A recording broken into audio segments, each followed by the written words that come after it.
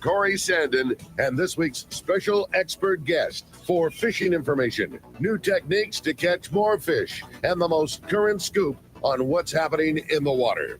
Let's Talk Hookup is sponsored in part by Ford, the official truck of Let's Talk Hookup, and Shimano Rods and Reels. Fish with the best. Shimano.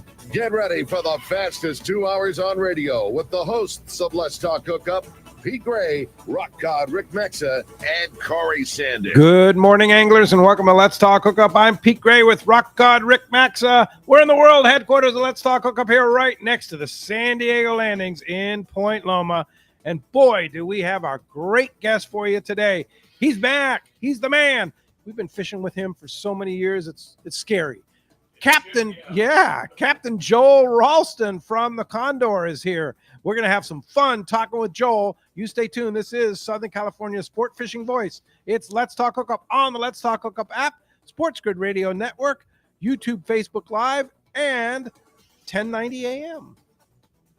Inside information is everything when it comes to catching fish in Southern California. You need a code group to connect with what's happening on the water. FishDope.com is your code group. Inside information available at your fingertips 7 days a week, 24 hours a day. FishDope.com really does help you catch more fish and burn less fuel. FishDope.com is the only fish finding service with a spotter plane, along with a crew of top anglers on the water almost every day that report actual locations and catches. They become your code group. You get daily catch reports from Point Conception to San Quintin, 365 days a year. FishDope.com has online planning tools, temperature and chlorophyll charts, hot bite icons, and more. Take it from me, if you don't have FishDope.com, you're not part of the in-the-know crowd. Membership is affordable and good for an entire year. Plus, use the special code and save $30 on a new FishDope.com membership. Check it out today. FishDope.com. Catch more fish, burn less fuel.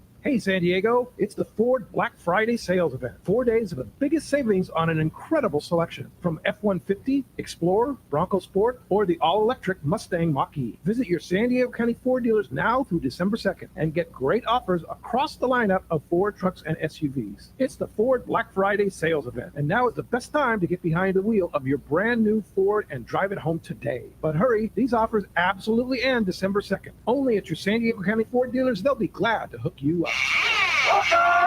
Welcome back to Let's Talk Hookup. Man, you said it best. Today's sure going to be a whole lot of fun having Joel. It's been a little bit since we had Joel in the studio. It has been a long bit, right, Joel? Well, I've been stuck in the middle of the ocean for quite a while. Yeah.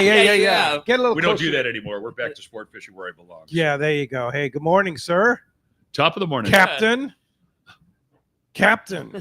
I first fished with you 33 plus years ago on the Mission Bell. Mission Bell, yeah, Out the of 90s. C4 sport fishing. I think that was longer Yeah. than 33 years ago. What was it? Holy Well, mackerel. It's got to be. So 34. Maybe 34. Yeah. So and so you've been in this business for a long time. I've seen a lot of the changes, absolutely. Yeah. From no refrigeration on most of the boats to right. ran the legend when nothing went into a burlap sack when Lepresti and Bill Poole owned it. Everything went in the fish hold, even little itty bitty rockfish. I've seen some changes. Yeah, no doubt. Yeah, you have. And are they good changes? They're good changes. Everything's most changes people don't like, but these ones are all good. Yeah. I mean, back in the day, you go albacore fishing overnight, and all the fish stayed in burlap sacks all day long. Nothing got refrigerated. The guys would fillet the fish and leave the fillets right on top of the bait tank, leave a hose running on it, and everything was fine. That was the standard back then, and nobody knew any better. That's what you did. And then some people started refrigerating fish, and then everybody had to do it. Yeah. So, I mean, which is good. You get way better quality fish. Much better quality fish. Yeah. And, a lot of the fish that come in here from the longline boats, fresh fish that are packed on ice can be as old as 18 or 20 days old on ice. That doesn't sound that fresh. Yeah, absolutely. You just spent seseveral years 10 years that, right? longline fishing, albacore 12 years. Longline fishing, albacore fishing, North Pacific, South Pacific. What was that like? The long trips. The South Pacific trip is, I think, the longest fishing trip that a U.S. boat does. Which is how long? Really? Well, the boat I worked on home port was Anacortes, Washington. It was basically right on the Canadian border, and we would travel all the way down and fish east of New Zealand. Come on. East of New Zealand. East of New Zealand. Wow. So we'd go almost from North Pole to South Pole. Wow. Well, crazy. Not quite that far. So how many- 6,500 mile. Yeah. How many days were you gone? Well, just to get to the fishing grounds is 31 days of travel. 31 days. And then 2.5 or 3 months fishing. Normally, either you fill the boat or the weather kicks you out. Okay. Yeah. And what were you fishing for? Albacore. Albacore. Wow. And is it the same stock of fish, or are they two different stocks of fish? They look the same. Yeah, I got They you. look the Sure, same. sure. They bite the same. Yeah. Yeah. But Some kind the of- playing field down there is massive, and the amount of boats that fish it down there. Like this year, there's only going to be 3 boats.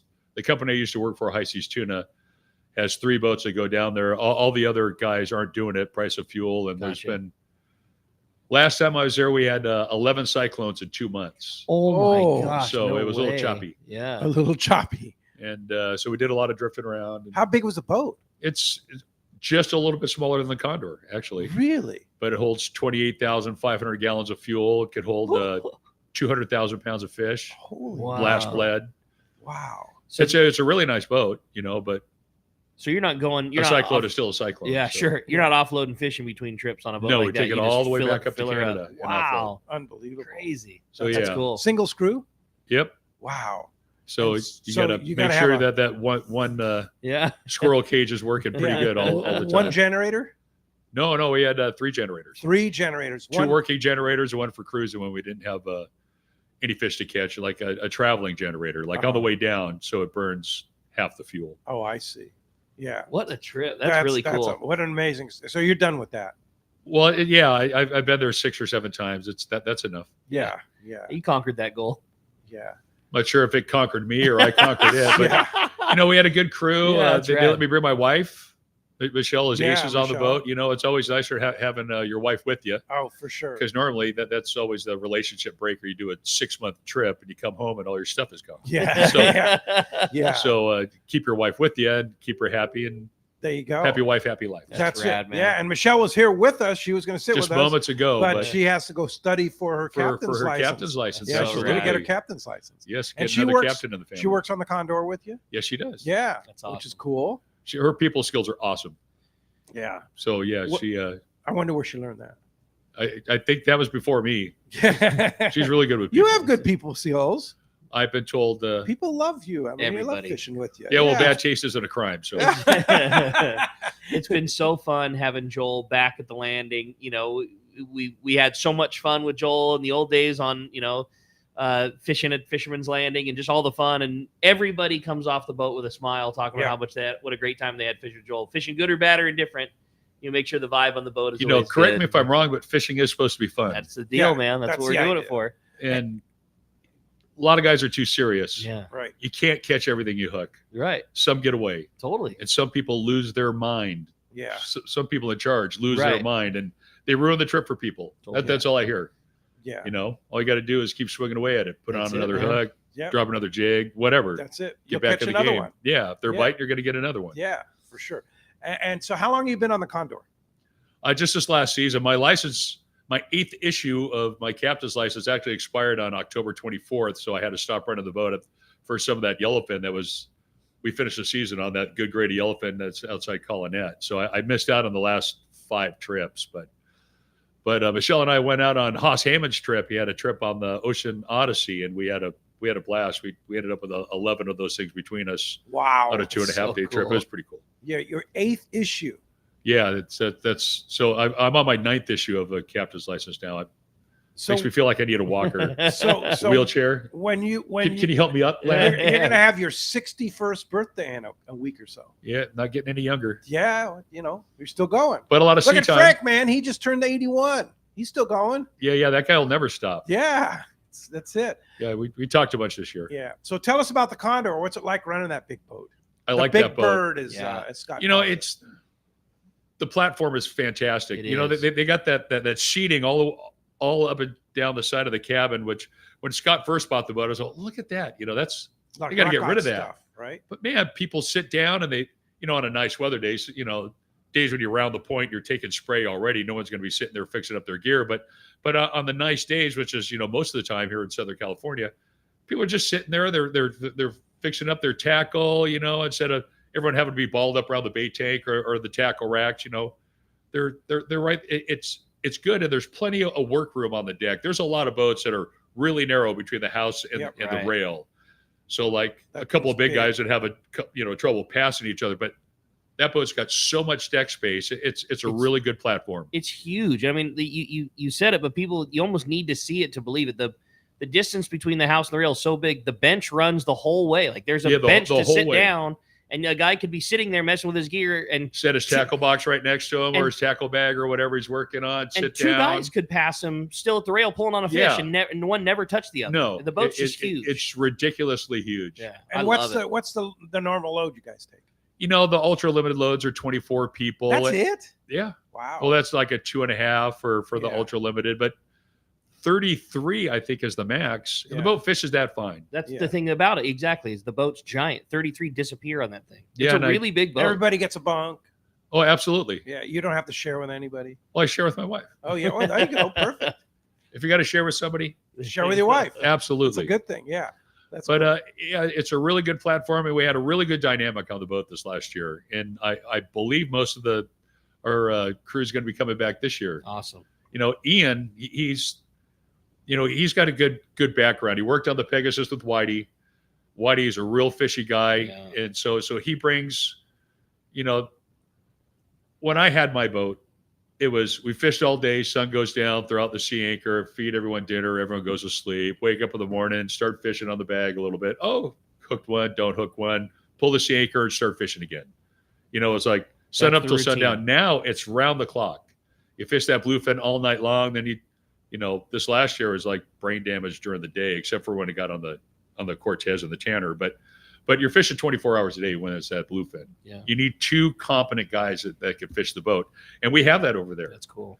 Ian is awesome. So he does the night shift. Yeah. 12 on, 12 off. 12 That's on, nice. Which is what the Coast Guard wants. Yeah, right. It's in the rule book, which not that somebody showed me the rule book. I wait for the movie. Yeah. I try not to read the book. Anyways, but Ian's good. He fishes really hard, and I've never had a guy that drove except Linsky maybe back in the day, but to where I could turn the boat over to somebody and wake up in the morning and not go, what the hell are we doing here? Right. I wake up in the morning and go, oh, nice job. Hey, thanks. High five. Yeah. So school. Hey, thanks, man. I got this. So he makes me look good, which is pretty hard most of the time. That's a great thing. Yeah. Whatever happened to Tim Linsky? He's running oil boats up there in Santa Barbara. Okay. Wow. Good for him. He's like probably making one money, week right? on, week off, or 2 weeks on, 2 weeks off. I might be able to drag him down here to do some stuff if Ian needs time off or whatever. Nice. Because Linsky and I on the boat together, people used to just go, "Oh my!" Not both of those guys Oh no! in the same boat. Oh no! But yeah. We got a really good crew. Greg the cook, he's awesome. He comes out, he hooks and hands. He likes fishing the jig at night. And he hooks his fair share, if not more. That's cool. So it's a really good dynamic. We have a good time. So that's why the people come off the boat with smiles. The other thing about that boat, and you kind of talked about it earlier before we were going, we're very fortunate down here that we just we're not affected by weather really that often. We live in the kiddie pool of Southern California, and it's beautiful. But if you happen to be out there on a day when it's choppy, that boat can really handle, like, the difference between that boat and some of the others on bad weather is just the difference between going and not going. Oh yeah, I mean we can go. There's no issue with the boat at all. It's big, it's sound, it's heavy, in all the best ways. Like it's just an issue with who bought the ticket. Mm-hmm. Yeah. Sometimes there's some people that shouldn't be on we don't want anyone to get hurt. Of course. There's one guy that jumped off the top bunk on a trip that Scott was running, and he snapped his ankle. Oh. Doing a silly thing at the wrong time, and it kind of came back and bit him in the bottom a little bit. So they were 10 hours out, so they had to turn around, come back in 10 hours. They had to refund everybody. It was, or maybe it was a rain check. Anyways, but it was, people got to understand, the boat can handle the weather, but people still got to be careful. Sure, of course. Yeah, it's still a boat and it's moving. Yeah, it's definitely a moving platform, and it does move more when it's choppy. Right. Yeah, there's no doubt about it. But that big bow, that big bulbous bow, what's that thing like driving? Well, and there's so much room for, like, if it's foamers and everyone, if the stuff biting a popper, you get 8 guys up there, easy.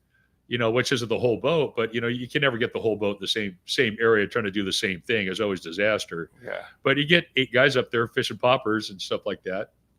What's Joel Ralston's favorite kind of fishing? No, I like calico bass fishing Calico bass or surface iron for yellowtail. Yeah, I was gonna say. I remember the days back in the Coronados when you fished that stuff was back then. First time Doug Kern ever met me was on the New Seaforth. I think I caught like an 18 pounder on a short 665 XH or something like that on 60 pound on a Tatty 45, and I threw the thing over the rail and stomped on its head, started yelling at it. Doug loves telling that story too. And he's all, who the hell is this guy? Yeah,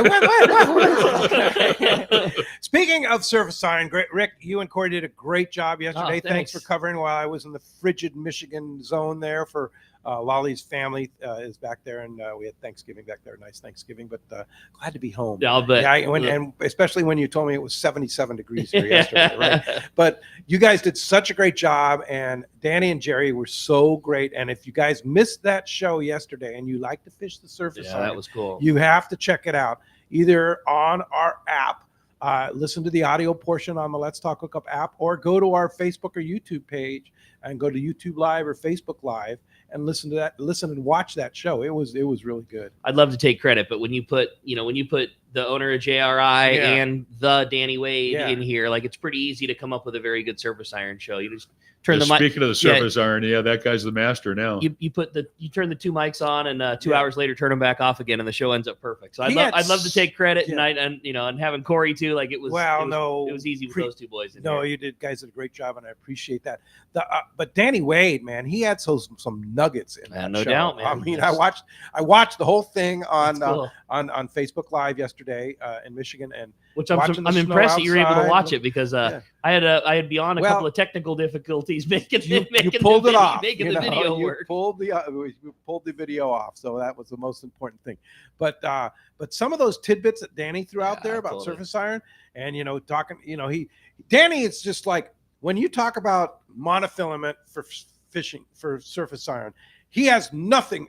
It's like there's not even a second consideration. It's like, no, you don't throw Spectra for surface iron, right? It's like I like Danny so much because he doesn't hold anything back. He's been at it long enough. He's not held by any sponsor, any contract, anything. He doesn't care if it pisses you off or makes you as happy as possible. He's going to tell you exactly how it is, like it is, always has, always will. We've been good buds for a long time, and that's what I like about him the most. He doesn't hold anything. He doesn't hold anything back. He's not trying to be outrageous. It's just, this is what it is, and I can tell you it's like this because I've been doing it for 50 years. I assure you, this is the way. You might have been doing it more than 50. Yeah. And Jerry's great too, because he's so knowledgeable about the jigs great, and how. That was just such a great combination. Fun. So, what's your gig when throwing surface iron? I mean, are you monofilament guy? Yeah, because Spectra's going to bite you in the butt. Yeah, because you need a connection knot somewhere. Yeah. So you got to make it further than you can cast into your reel, because you don't want the splice going through the guide ever. I don't care what kind of connection, what you're fishing, bait, whatever you're fishing, you do not want your splice connection knot going through the guide ever for your casting distance. It's better to just have a short shot.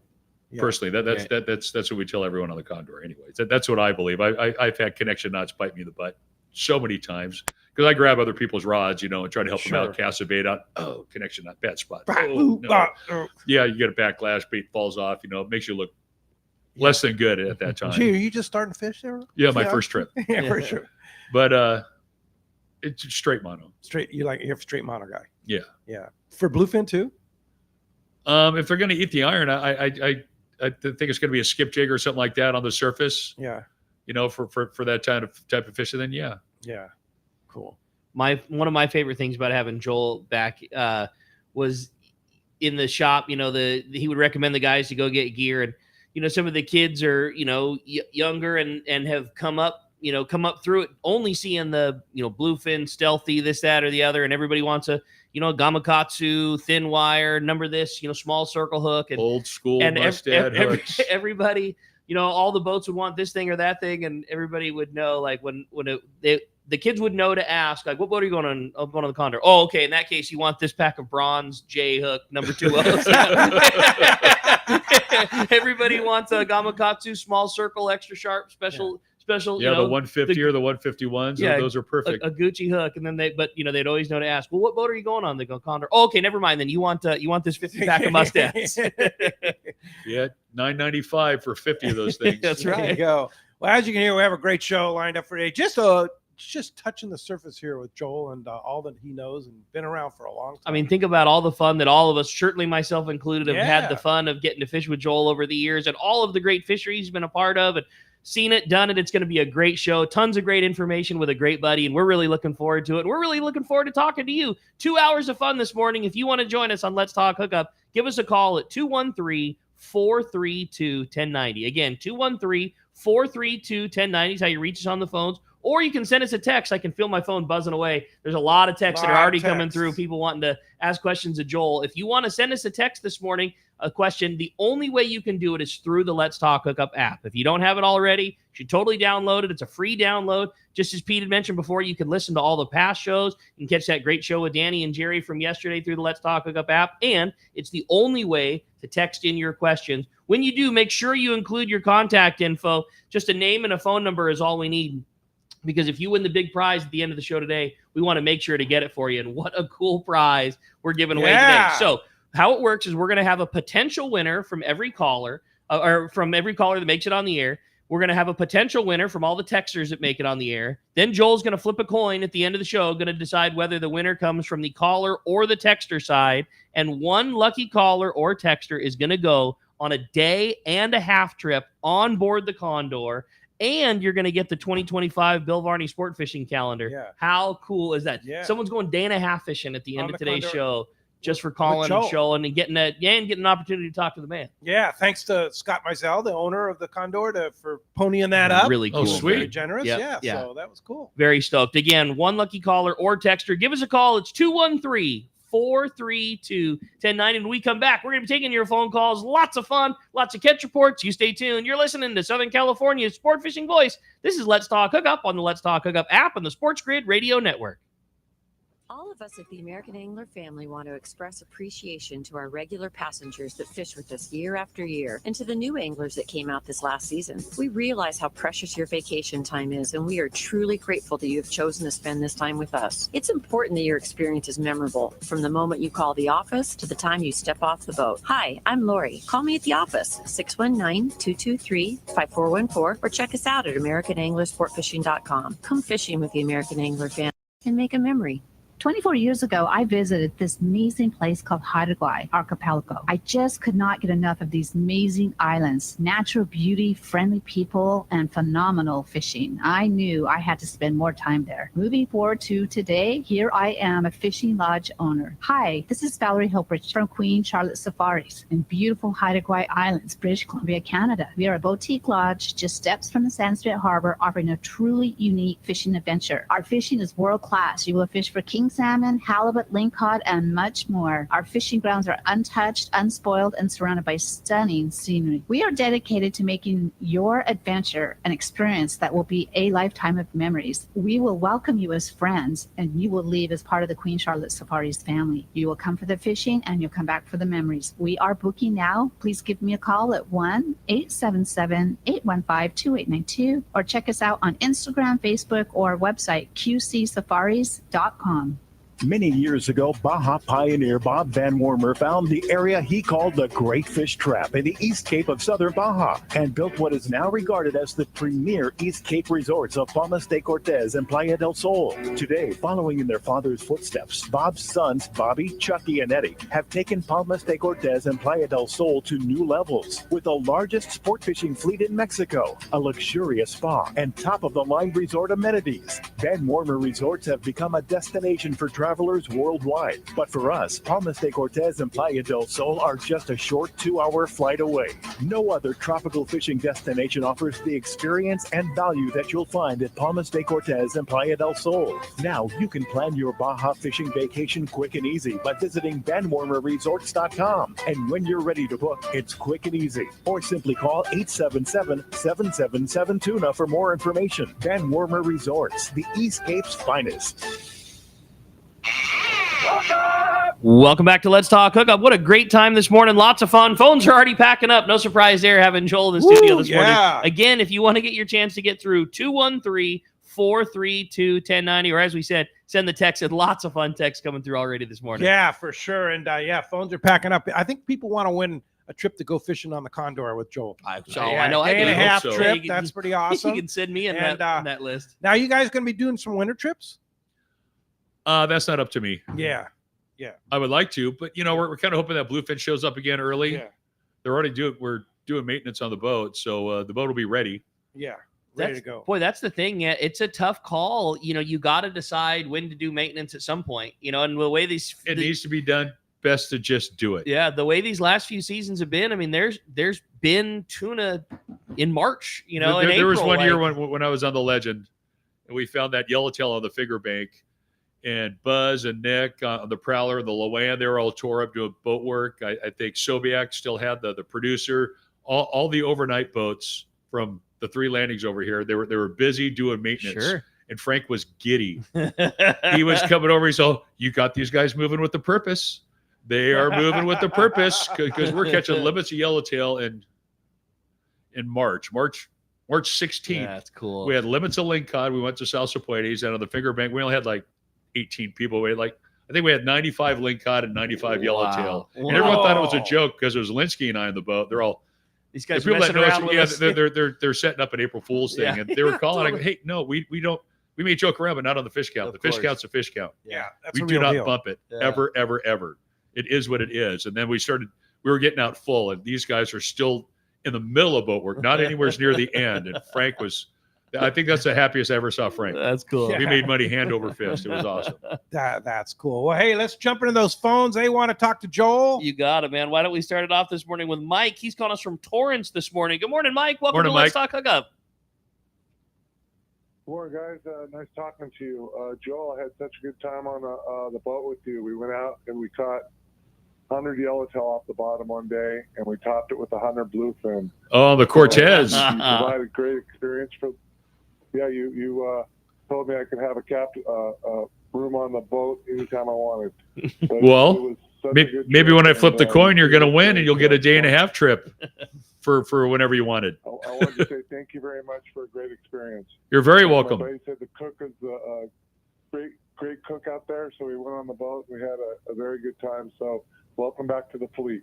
Thank you That's very right. much. It's a pleasure being back. Yeah, we like having him back in our zone. I know, I sure do, man. Yeah, It's fun. me too. Joel brings a lot of fun and high energy no matter what's going on. Absolutely. And yeah, it sure is good to have you back, buddy. I am for a sure. little We're enthusiastic pumped. from time to Dig Yeah, it. we like it. Well, I had Yeah. a fun text I want to read. It says, "Good morning, boy. I was really looking forward to this show. I've had the pleasure of fishing with Captain Beeks this summer. What a great operation. Tons of good energy. The boat itself is fantastic, and you guys were right. Tons of room. Can you please go over the different methods of hooking bait, and when you would do each? Butt hook, collar hook, nose hook, etc. Thanks for the great times, Rory in Lakeside." Well, it's kind of a visual thing for the going over the hook thing. I try to do that every time on every trip.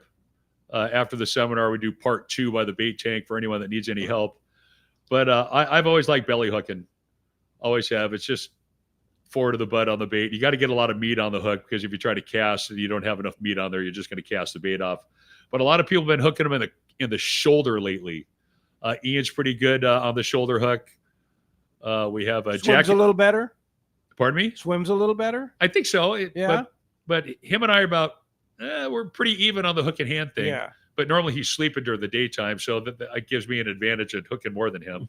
And that But shoulder then at hook's a night little he hooks challenging more on the sometimes. iron than I do, because I'm sleeping at that time. Oh, So yeah. But we have this couple of jack in the net that come out of the boat. They are bait fishing phenoms. If we hook 60 fish, they've hooked 30 of them. Wow. They're amazing, and they do the call. It's kind of like just like where the gill plate would end on the top, right up top there on the shoulder. They hook their baits like that, and they get bit a lot. And sometimes if you got to do the long soak, the nose hook bait is good. It's just kind of hard on a slow drift day to get your bait to go away from the boat on the nose hook. Yeah. So it's really a lot of trial and error.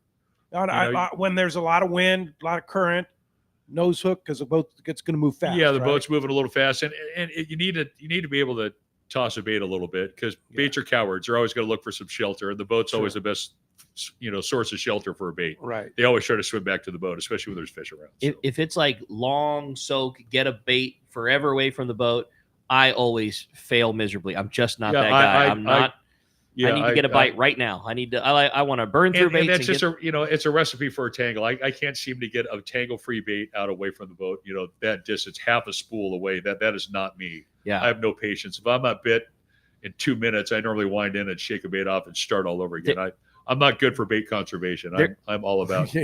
There's certainly a master to it, and I just don't have the patience. And there's some guys that they'll get bit doing the long soak, man, and it's like I'm not getting bit, they're getting bit. I was the reason I brought that up was going to say, like, the advantage of doing that nose hook and then getting the bait for a ways where the boat. The few times that I can get through it is you get a lot of bites winding that bait back to the boat again too, and that is the one thing. That's the one thing that I like. That's about the only good thing I like about that nose hook bait is you can send that thing forever out and then just put your reel into low gear and just turn the handle nice and slow and wind that thing back to the boat. You get a lot of bites that way. A lot of bites that way. We had a guy bring his own flying fish on the debut trip on the Condor last year. He had like 6 flying fish. And we didn't see enough around us on most of the schools we stopped on, but he just nose hooked his own flying fish. He had the wings, stapled so that they were out. And he just kind of did a long soak on that. Every once in a while, pulled on it, twitched his flying fish, and he got 140 pounder. That's really so cool. Yeah. So then everyone just fly lining a flying fish. Just toss it out there and just let it soak. Let it soak. I'll be darned. That's pretty cool. Yeah. Gotta love that. You never know what's going to work till you try it. Sure. That's it. Hey, I have a great text here from Darren in Menifee, and he wants to know about your long range trips that you were doing there. And he says, "Good morning, Pete, Rick, Captain Joel. Your long range trips toward New Zealand. Were you able to fish any of the islands on the way, or would you would you refuel somewhere? We'd stop. Will you be able to do any fun fishing? You want to know? No, we trolled on the way down, but every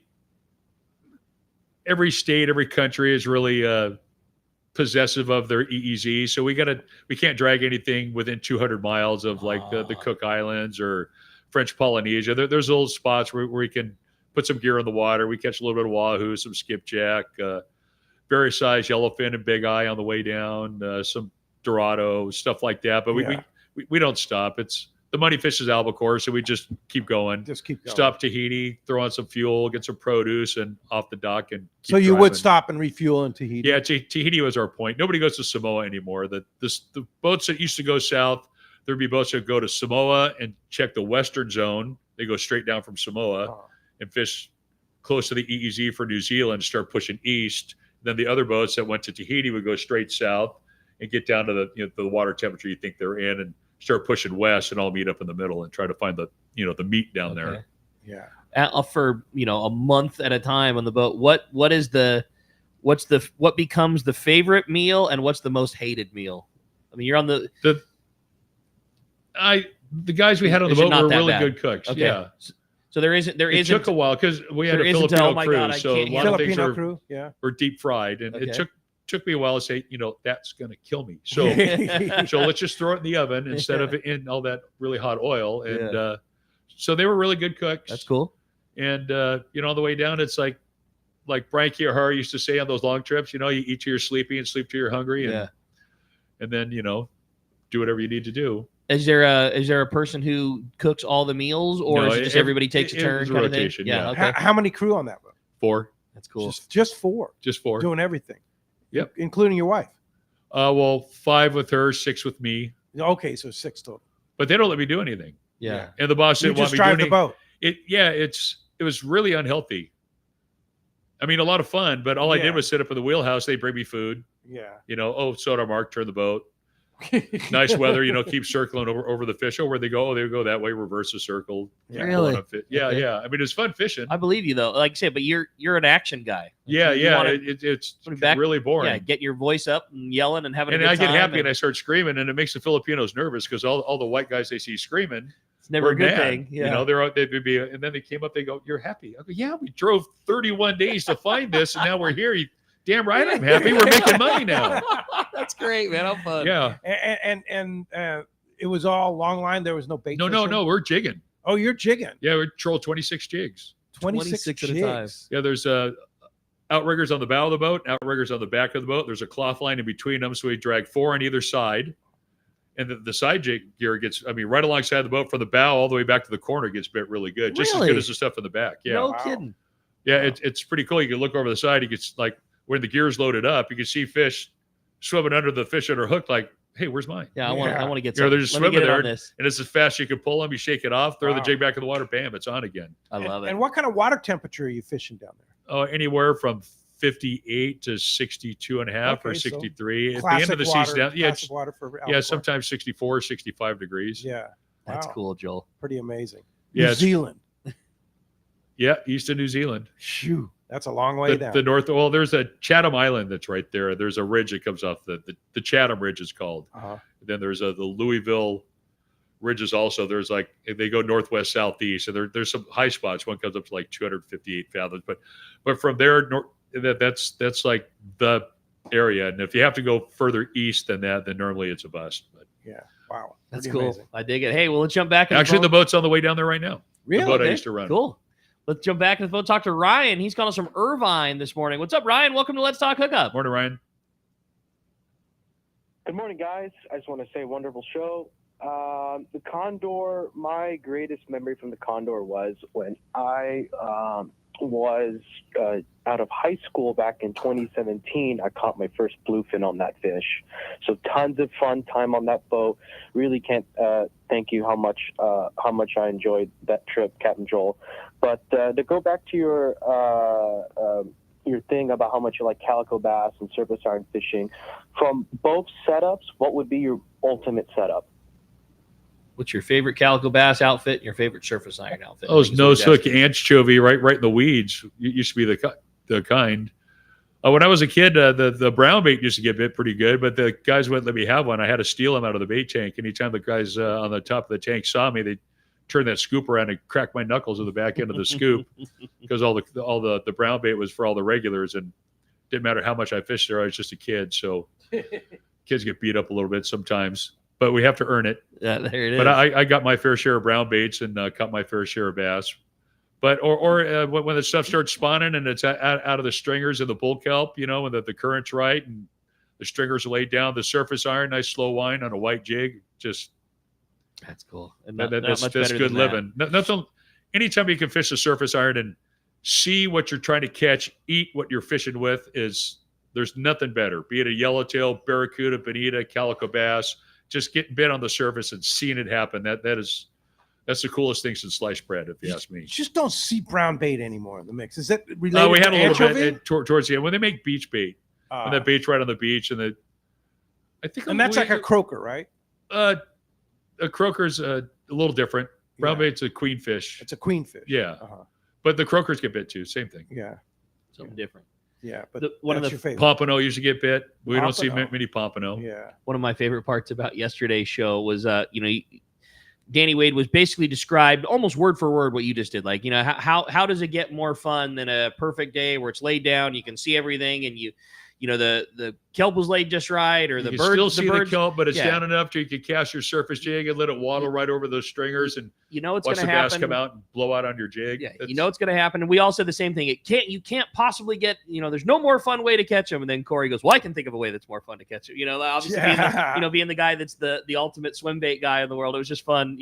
There's three guys who were just foaming at the mouth of thinking there's no better way to catch No a better calico way. bass on a surface iron. And it was just that was Yeah. that's probably my favorite part. Corey's Well- like, well, I can think of one way better. Well, here's a guy that likes to fish the brown bait. Frank Lopresti. Good morning, Captain. Hey, Frank. Morning, boss. Good morning, Joel, everybody. The brown bait used to be so much fun. It's amazing how big a tomcod they'll eat. But boy, like Joel said, you don't see much brown bait in the bait anymore. But Nope. that's because of the sardine fishery. Yeah. I called mainly, Pete, to let you know that both the Royal Star. I don't know did you get that report yet? No. Well, the Royal Star was on a 3-day trip.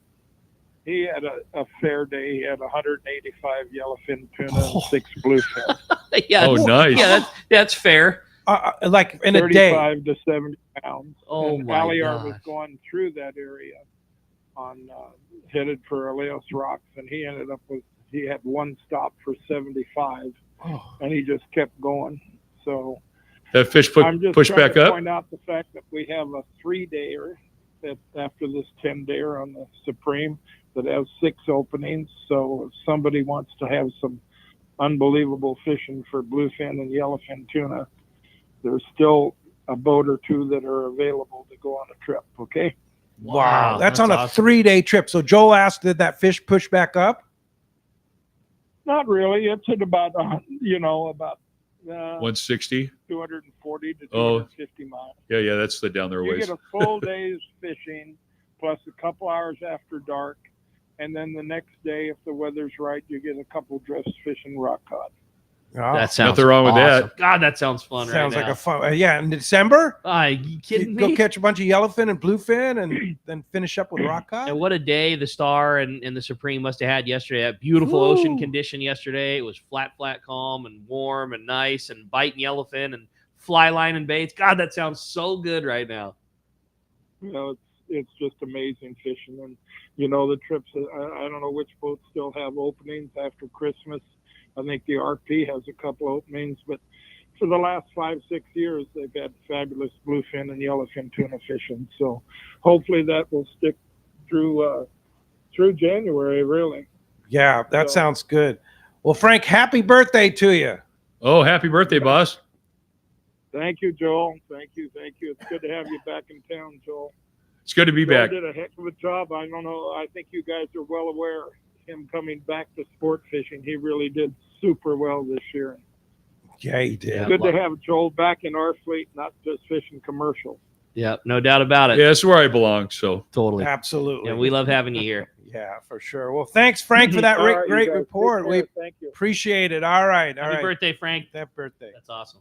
Thank you. All right. Hey, when we come back, we got a lot more Let's Talk Hookup coming your way. We got more of your phone calls, more catch reports, more texts as well. You stay tuned. You're listening to Let's Talk Hookup on the Let's Talk Hookup app and that Sports Grid Radio Network. Offshore fishing is on. Hi, this is Doug Kern from Fisherman's Landing Tackle, the saltwater tackle professionals. For bluefin tuna and yellowtail, nothing beats the Shimano Talica, the pinnacle of lever drag 2-speed reels. Shimano's Speedmaster 2 is also an extremely durable, high-performance lever drag reel for the more budget-minded angler. Both the Talica and Speedmaster 2 feature Shimano's Hagani body to prevent misalignment of moving parts under the heaviest of load. For all your Shimano, visit us at Fisherman's Landing Tackle at Fisherman's Landing in San Diego. The name that stands out among anglers is Fisherman's Landing, your top choice in local and long-range fishing. We offer the finest open party trips from 1 to 3 days, the best charter boats available, and of course, our world-renowned long-range fleet. Fisherman's Landing offers half-day trips on the Dolphin and full-day trips on the Liberty. Many trips can be easily booked online at fishermanslanding.com. I'll see you at Fisherman's Landing in San Diego. This is Captain Tim Ekstrom from the long-range vessel Royal Star. With my partners Randy Toussaint and Brian Sims, we have set the bar for the long-range fishing experience. Spring 8-day, summer 5-day, or fly-down, fly-back 11-day winter trip, we deliver the highest quality long-range voyage you will find. From our premium RSW fish storage to our top-of-the-line chefs and crew, Royal Star distinguishes itself from all others. Want to grab a spot on the Royal Star? Check us out at RoyalStarSportFishing.com or call Tracy at 619-224-4764.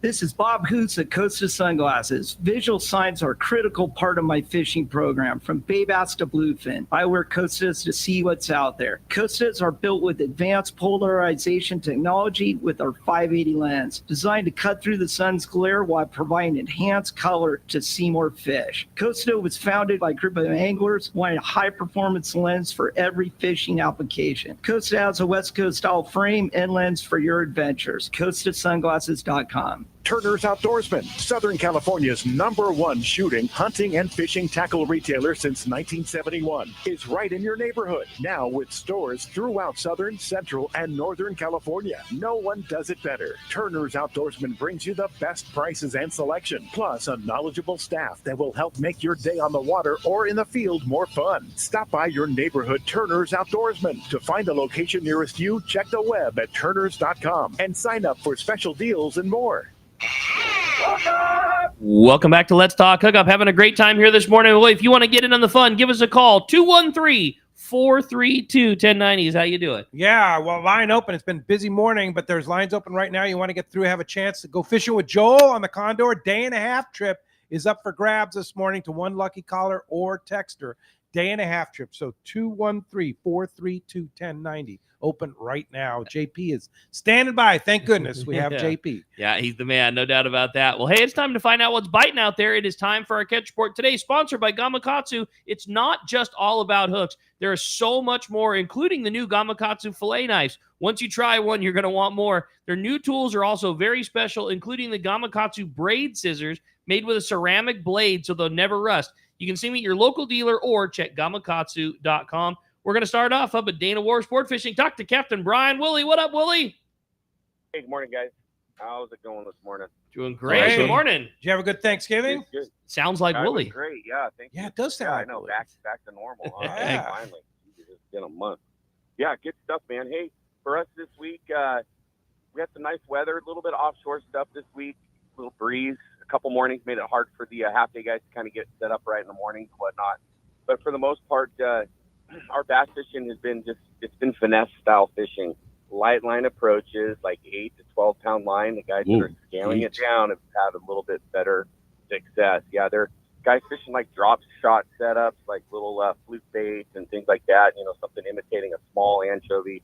Have been getting bites, sliding egg sinker setups, and then lighter dropper loops. Guys fishing like a 1-ounce torpedo sinker on that lighter 12-pound have been getting some bites too. But we're seeing some sheephead and a few halibut in the mix too. Those guys getting those baits down near the bottom. And with this cooler water, I mean, the water this week was like 56 to 59, and it was dirty in some areas. And you kind of had to hunt around and find the stuff. But the guys that fished the lighter line definitely saw more success. So take that for what that's worth. Rockfish on our 3/4 day right now has been it's been best out deep, to be honest with you. A lot of bait kind of pushed in over that 50-fathom curve in that Camp Pendleton zone there that we like to fish sometimes. So that shallower zone was a little off this week.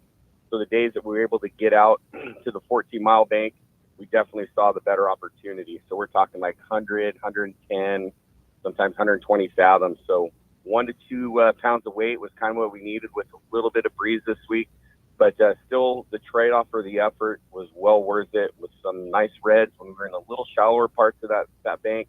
And then, of course, the Floridas, Chiles, and Picacho out there in that deeper sector. So well worth investing in an electric reel. If you have one, bring it. If you don't, it's still totally doable with the standard conventional tackle. But, those heavy weights and then the trade-off for that work has definitely been worth it. So the weather this week looks nice. So with the lighter loads, now that we've kind of pushed through the Thanksgiving week, I anticipate we'll be back out there as much as we can this week. And then just wrap it up here. Just a reminder, today's the last day of our gift certificate sale. Jump on that. You can buy up to 10 half-day or 3/4 day tickets at a pretty good discount. So you can do that online through our website, or you can actually walk into the Dana Wharf office and do it over the counter. And then we're looking forward to kicking off our Halibut Derby in January. So just going to throw that out there. We've got some really good sponsors online with that again. And, we got a month to finalize all that and get it ready to go in January. So that's a pretty awesome deal there, Woolley. I mean, you call it your Black Friday sale, right? You get, it's like half price on half and 3/4 day. Is that right? Yeah. So the half price was for our whale watching stuff. It's up to 30% off on our half and 3/4 day, which is still, if you can buy a smoking deal. A bake of 10 tickets for half day, 3/4 day, give them as a gift, do whatever. Yeah, it's awesome. It's still saving a nice chunk of money. What a great gift idea for Christmas. It's super easy. Yeah. It's super easy. For sure. Anyways, that's our report for the week here. Give us a call if you want to come with us this week. Our number 949-496-5794. Of course, you can hit us on the web at danawharf.com, and we'll get you out there this week. Right on, Woolley. Great report as always, bro. We'll look forward to hearing another great one next week. Look forward to that Halibut Derby getting rolling again too, man. Yeah. That's my favorite. I love when you guys do that. Things look prime. That's cool. Things look prime. Things in the right zones, and so we're seeing some fish. So. Thanks, Right, Woolley. guys. Appreciate Woolley. that. All right, see ya.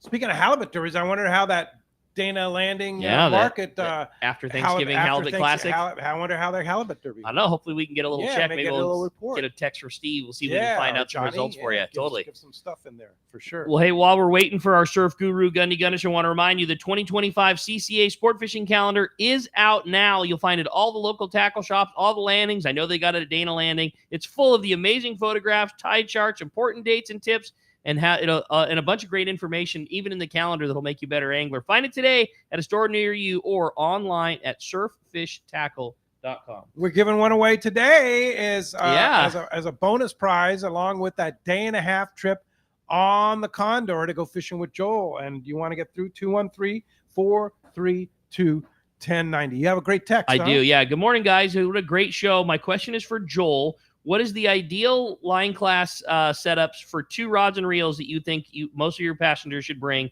on a day-and-a-half trip this season on the Condor? And that's from Matt in Apple Valley. Bringing 2 outfits. What are they, Joel? Well, this year when the stuff got on the banks, it got really line shy. So, I mean, I'd always hope that once they eat heavier line, but one 80-pound or 100-pound for fishing the iron at night. And then, you can bring 40-pound. Normally, if you need to go to a lighter line, you can always put a little top shot on or a little fluorocarbon, 25 or 30-pound on the end of that. You just got to remember to set your drag appropriately, because a lot of people think, I got 40-pound on my reel, but they forget they got a 25-pound fluorocarbon leader. Yeah. So they pull like 40-pound, and, well, it doesn't work so good. The 2 outfit thing was maybe a little shy for this year, just because of having that big fish and then sinker rig fishing. And there was, every trip, you might catch a 20-pounder on the bank or a 120-pounder at nighttime. Off the bank, yeah. Or 70-pounders biting sinker rigs in the daytime. They were all mixed up. It made it really tough to narrow down what to say for the rental gear or try to tell people. If you got the gear, if you got it, bring it, because it doesn't do you any good to own it and not have it with you. I got some 25-pound in the garage. Well, hey, we have plenty of rod holders on the boat, especially going on a boat like yours. And if we run out of rod holders, we'll let you store your gear on the upper deck. Yeah. So you got it, bring it. So when it got line shy, did smaller hooks matter? It was all small, because we had number one body 4. of fish. That fish, when it got on the bank, there were 34 boats fishing it. 34 boats. Yeah, that's the most boats I saw at once. 34 Wow. boats on one end of the Cortez. Crazy. And they're all stacked up, and everyone was catching. It was biting good. Some guys did a little bit better than others, but after that kind of pressure, they know what's up. Yeah. So light line little hooks. That's why we started going to those J hooks, because those circle hooks it seems like there's no industry standard for a number 2 hook. You get a number 2 circle hook and put it next to a number 2 J hook, and there is a ridiculous size difference. Right. So a number 2 isn't just a number 2. Right. And so those little hooks really, really help. But, we lost a lot of fish. We'd straighten out those hooks. People would be getting bit off because it's a J hook instead of the circle hook, Right. not always in the corner of the mouth. Right. But you're getting a bite, First thing and catching something, you got to be able to get bit. Got to get a bite. So if you're using the wrong hook or it's a little bit too big, some people are able to get bites on circle hooks. Some people just, I don't know, get the bait on the hook a little bit better than other people. I don't know what the deal is. Pick a little bit better bait. But it was tough to get a bite on the size hook you want to hook a fish on. Yeah. Sure. Yeah. Because normally the rule of thumb is you match the hook to the size of the bait, not to the size of the fish you intend to catch. And at the end of the year for that yellowfin down there, the sardine was huge. Right. It was the biggest bait I think I've ever fished. I mean, you almost needed one person to hold the bait and somebody else to hook the bait. It was huge. But they'd eat it. But they'd eat it, yeah. Yeah. And that's nice because it can carry around a big old hook and heavy line, no problem. Swim away from the boat, great. Yeah, and people can cast something like that. Sure. That yellowfin, it's totally different than, because it, those guys right now that are fishing that yellowfin down there 240 miles, I know they're fishing 80-pound in a 6-0 circle hook or something like that. Stuff's belly hook, boiling in the corner. toss into the corner, in gear, rod loaded up, we're on. You'd hate that, wouldn't you? Oh yeah, that just bring a tear to my eye. In fact, that's how our last trip was. Yeah, right. Yeah, for sure. Hey, Jason in OB has a good question. Says, "Good morning, everybody. What a pleasure to have Joel on the show today. My question for Joel: what is the craziest weather that you've gone through? Have you ever seen rogue waves? Like, have there ever been a time when you were really scared, thought you might not make it? Kind of like no, it just seems like storm or something like that. Like the last day of school when you're looking at the clock, when the wind's blowing and you're getting beat up a little bit. Yeah. The boat I was on in the South Pacific, we drifted a lot. We had empty tanks up front, so we could weight the boat down so it kind of leans into the weather, and that helps. You just drift better. And if that didn't help, then we just kind of jogged through the weather. But no, 70 knots of wind, I think, is the most I've been in. Whoa. Oh my God. Which the guys that I fish with have been in 100+ knots of breeze. Really? There's a couple guys that are in our group that live in Alaska. They get that all the time. So it's like nothing for them. But no, I had complete total faith in the boat. Sure. Steel boat? Steel boat, yeah. Steel boat, yeah. Steel is your friend when it's hooting. Yeah. That's why you like the Condor so much. Yeah, actually. It's yeah, but at 70 knots was the most. We drifted for 3 days in that kind of weather. We drifted 120 miles in 3 days. It's 70 knots of breeze. What does the rigging sound like when there's 70 miles an hour wind? Oh, it's going through whistling. I'll bet it is. We got chains, so sometimes it's clanging. That keeps me awake. I got to go up there and So you just tie it down a little bit. drifting without a sea anchor or anything? No, we don't have a sea anchor. No, just drift. Just drift. Sideways. Oh, yeah. Yeah. It's got to be really fun. Man. But I keep my bunk on the downwind side of the boat, so when the boat leans, I kind of end up on the wall. Oh, there you go. Yeah, And when Michelle's with me, she Yeah. keeps me smushed up snuggle against the up, wall. yeah. So, yeah, I don't slide back and forth all over the bunk. Perfect. You got it figured out, man. Well, let's jump into the phones, Rick. That sounds good to me. How about this time we talk to Alex, who's calling us from San Carlos this morning. Good morning, Alex. Welcome Morning, to Let's Alex. Talk Hookup. Hello? Hey, good morning, guys. Are you able to hear me? So, Alex, yeah, I got you. Yep. Hey, good morning, guys. So I got a question on solid braid. If you ever get like, tangled up with a bunch of people and you end up having to cut a bunch of your braid, are you able to kind of like splice together some braid? Is it not still going to be? I mean, I know it's not going to be 100%. Are you able to do that, or would you just say, you know what, take all the braid off and just start fresh? Well, we try not to cut. In fact, I almost lost 2 of my fingers in a braid tangle on the bow of bluefin fishing in the middle of the night. But we try not to cut. But if you have to, we could.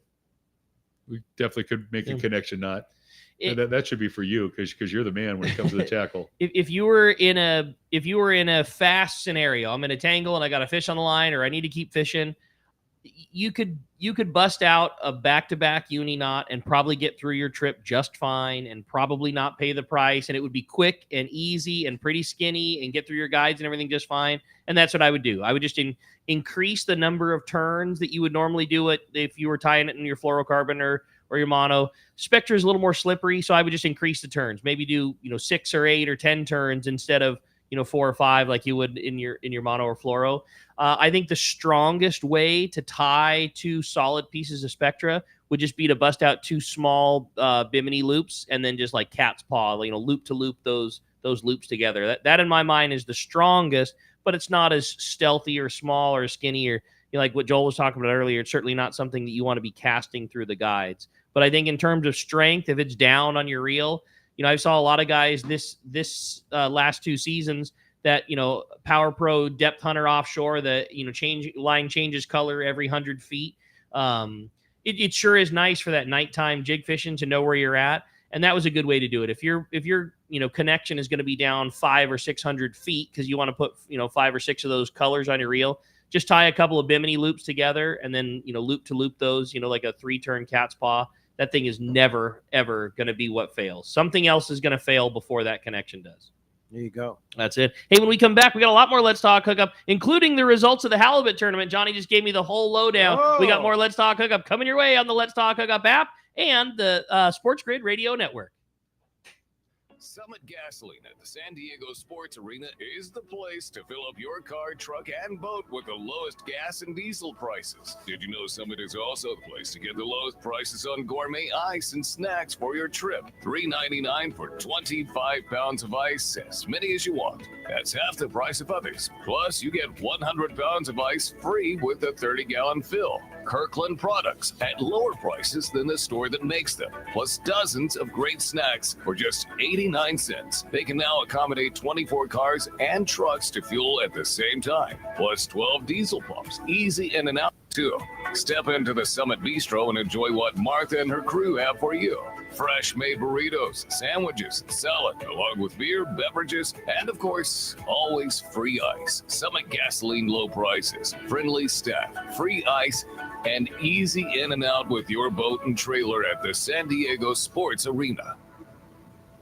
Great fishing is what Seaforth Sports Fishing in Mission Bay is all about. With free parking and fully stocked tackle shop, Seaforth Sport Fishing is a favorite among anglers. Come aboard top boats like the Aztec, Cortez, Endeavor, Apollo, Outer Limits, Elgato Doe, Pride, Polaris Supreme, Tribute, Pacifica, Pacific Voyager, and the Voyager. Plus, the new Seaforth, Sea-Watch, and San Diego offer the finest half and full day trips available. Seaforth Sport Fishing. For charters or schedule, check seaforthlanding.com. Run by fishermen for fishermen in Mission Bay. Sports Grid Radio Network is the premier audio streaming channel dedicated to serving the massive sports wagering and fantasy audience. Found on the Sports Grid app and SiriusXM. Sports Grid's real-time data transforms viewers into informed sports enthusiasts. Get the best in-game live coverage during all the games, as well as the most in-depth pre-game previews from hosts like Scott Farrell, Donnie Rightside, Ben Stevens, Gabe Morency, and many more. To find out where you can listen to Sports Grid, go to sportsgridradio.com. It's smarter to be on Sports Grid. Wait, a 40-pound white sea bass off an inflatable Hobie kayak? Tell me about that. I'm Logan from Fastlane Kayaks on Mission Bay, and the whole story began when Ron Lane lent my parents some Hobie Mirage iTrex to put on their boat and take out to Catalina Island. That's when I borrowed the iTrek 11, threw it in my car, and drove down to Baja for a fishing and camping trip. Ended up landing a bucket list 40-pound white sea bass on the inflatable. Dang, that sounds even better than our Mammoth trip, when we packed up the kayaks in the car, snowboarded all morning, then drove down to the lakes, launched the iTrex, and fished for trout all afternoon. Honestly, the iTrek inflatables are the ultimate fishing platform. From trout in the Sierras, calicos at Catalina, and white sea bass in the Sea of Cortez, they can do it all. And we've documented all these trips, so check out Fastlane Kayaks on Instagram to see more.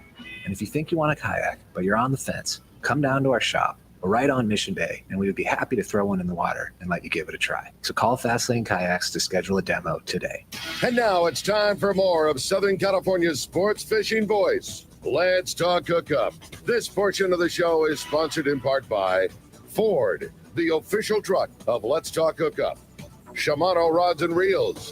Fish with the best. Shimano. And by Yamaha Outboards, official motor sponsor of Let's Talk Hookup.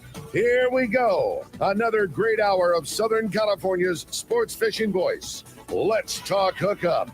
Here's Pete Gray, Holding a lot like I normally would. Maxa, and Corey Sandin. Welcome back. Hour number 2. Let's Talk Hookup right here on the Let's Talk Hookup app. Sports Grid Radio Network, YouTube, Facebook Live, and 1090 AM. Pete Gray here, back in the studio with Rock God Rick Maxa. And boy, do we have a great guest, Joel Ralston. Captain Ralston is here from the Condor, talking some good fishing with Captain Joel. How much fun is it to have Joel back? It's so great. Yeah, right. This is just where you belong, Joel. We have a great time. A lot of fun. Yeah, it was sad when I had to go. Yeah, we're glad you have him back. Yeah, no doubt. So much fun seeing him on the dock and in the store, I'm sure, right? You can hear him. I can hear him from up here in the world headquarters, right? Yeah, you called me up that one day. Is that you making the announcement? I go, well, somebody has to.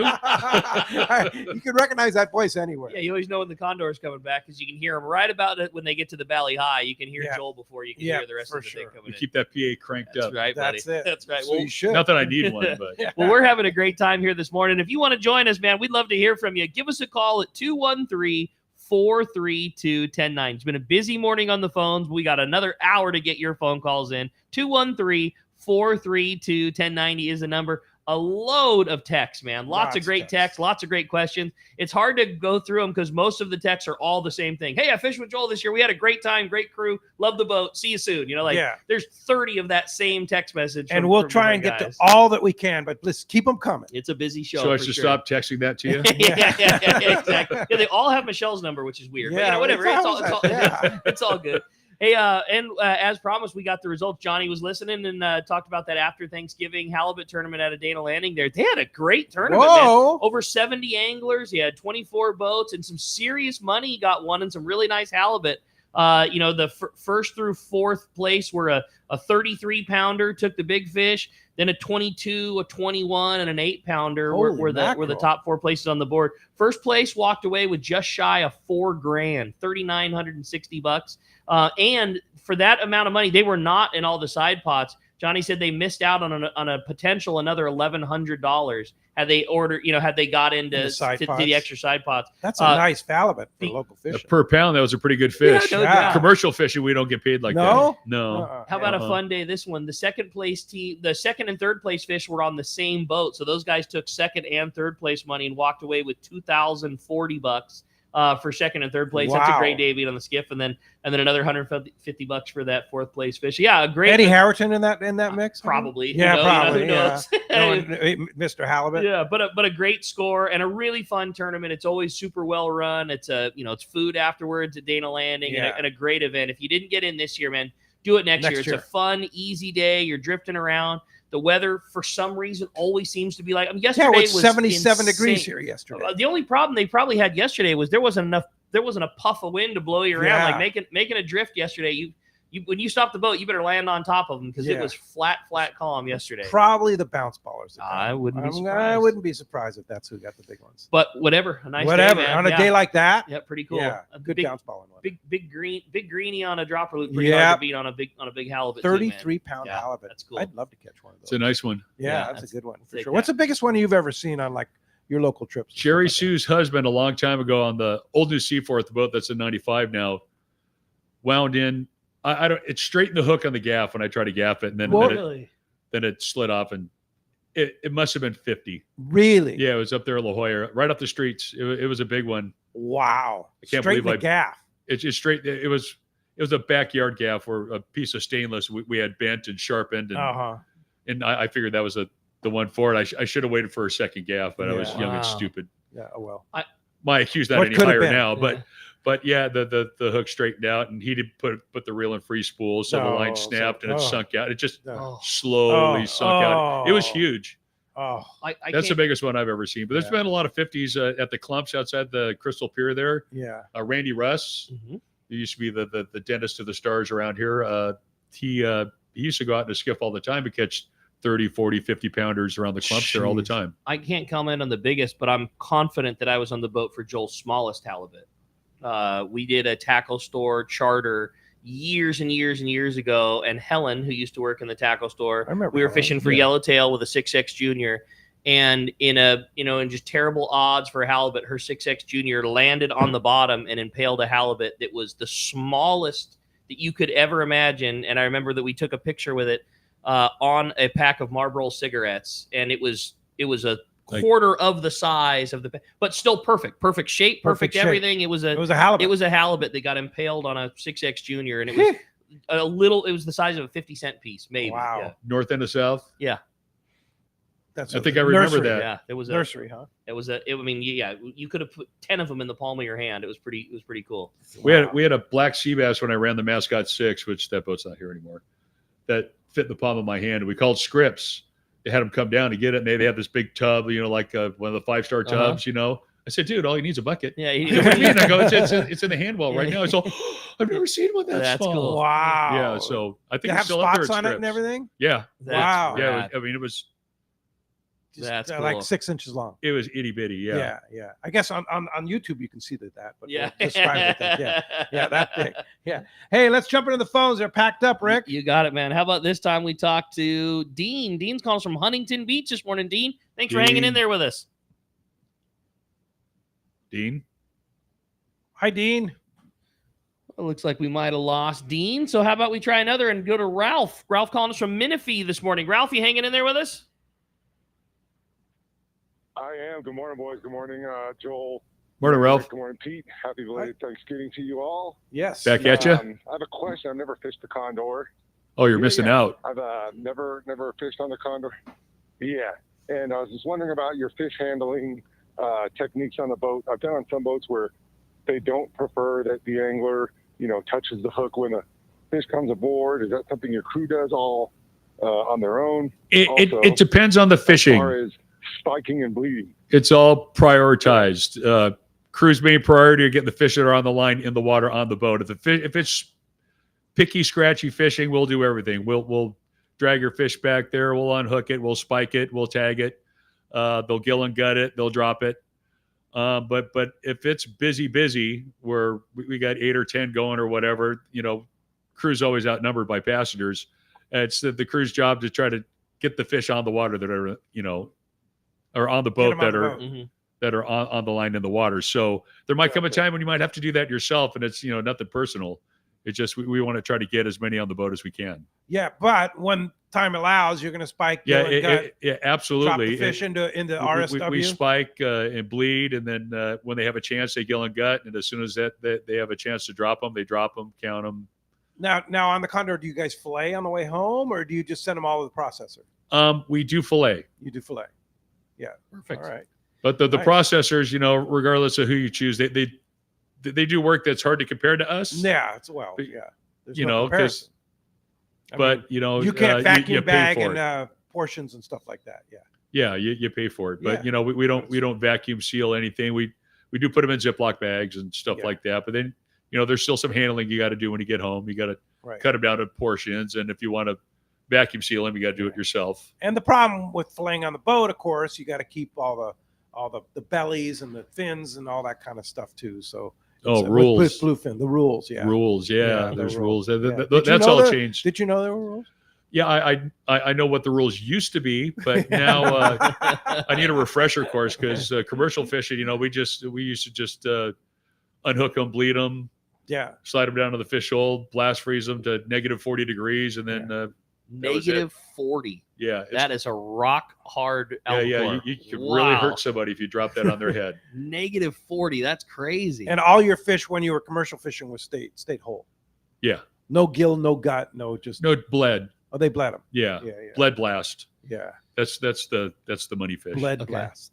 Bled blast. Do they like hang? I've seen things like that. Some I've seen boats like hang them, but our guys would set them down there, and then the next time they go down there, they turn them over, and our fish are as straight as anybody else's because they process them with a bandsaw. Okay. So they want them as straight as possible. Got A little bend makes it kind of makes sense. The wood working a little hard, and that's why one would hang it just to keep it extra straight. But that's way more work than you really need because we get the boat I was on. The boss had a really good rep. We had really good fish come off the boat. They were always really cold, always dropped soon. The fish buyers could tell they cut the tail off and then they just set it in water. And by how the tail thaws out in the water, they can tell the history of the fish for the time it came out of the water. It's ridiculous. Wow. Yeah. So that you can't pull the wool over their eyes. Yeah. Some guys would catch a lot of fish and they just keep catching and leave the fish on deck. And then the buyers would go, hey, these things were out for forever. Yeah. And it's pretty amazing. Yeah, that's what crazy. you could tell by just something simple like that. So was that, as a captain, was that your job to make sure the guys dropped them, or they just were on it? The crew knew because the crew got a percentage. Yeah. So they knew they get better money if they kept more money, care better of the fish, more money. More money. It's all about the more money, more money, more money. Yeah, for sure. Hey, Brad from San Diego says, "Good morning, guys. Why does a J hook work better than a circle hook for yellowtail fishing, or does it matter? Also, missed your Black Friday sale at Fisherman's Landing. Do you have another one coming up soon?" Well, in terms of the sale, our next big sale will be at PCS. So we'll be looking forward to that. Pacific Coast Sport Fishing Pacific Show Coast in March. Sport Fishing Show, and so we did exactly what we did. We took everything that we have. We've got a lot of closeouts, and we're going to do a lot of really special rod stuff. So PCS will be the next big sale at the tackle store. By the way, speaking of PCS, Let's Talk Hookup is coming back to the show. I can't believe it. I know you think I'm crazy. I know you're crazy. But I'm stoked. I just I'm missed really being stoked there, about it, and Tommy P and Gary, I'm sure will be there, and Dave will be there, and we're gonna have a good time. So we'll have a booth at PCS, just kind of hanging out, and, saying hi.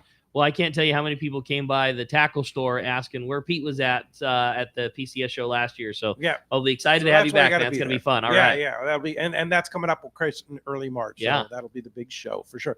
What about a J hook, yellowtail? Why is it better? The only cool thing about a J hook is when you get bit, you get to swing with the intent to kill. Yes. I mean, it's all about. And that's what Joel's all about. I love that. Yeah, I know. The circle hook, is kind of anticlimactic. You put the reel in gear and the rod kind of loads up, and you can be drinking your coffee or holding your purse or something like that. But J hook, you lay into them. I think it's just funner. I don't know if it's a better hook for it. I'm not for yellowtail for some reason. I don't know. It seems like you get bit. The whole planet is all circle hooks now. Yeah. Well, you said something earlier that sure is the case, and I've seen it a bunch, and especially the trend these days are smaller and smaller circle hooks.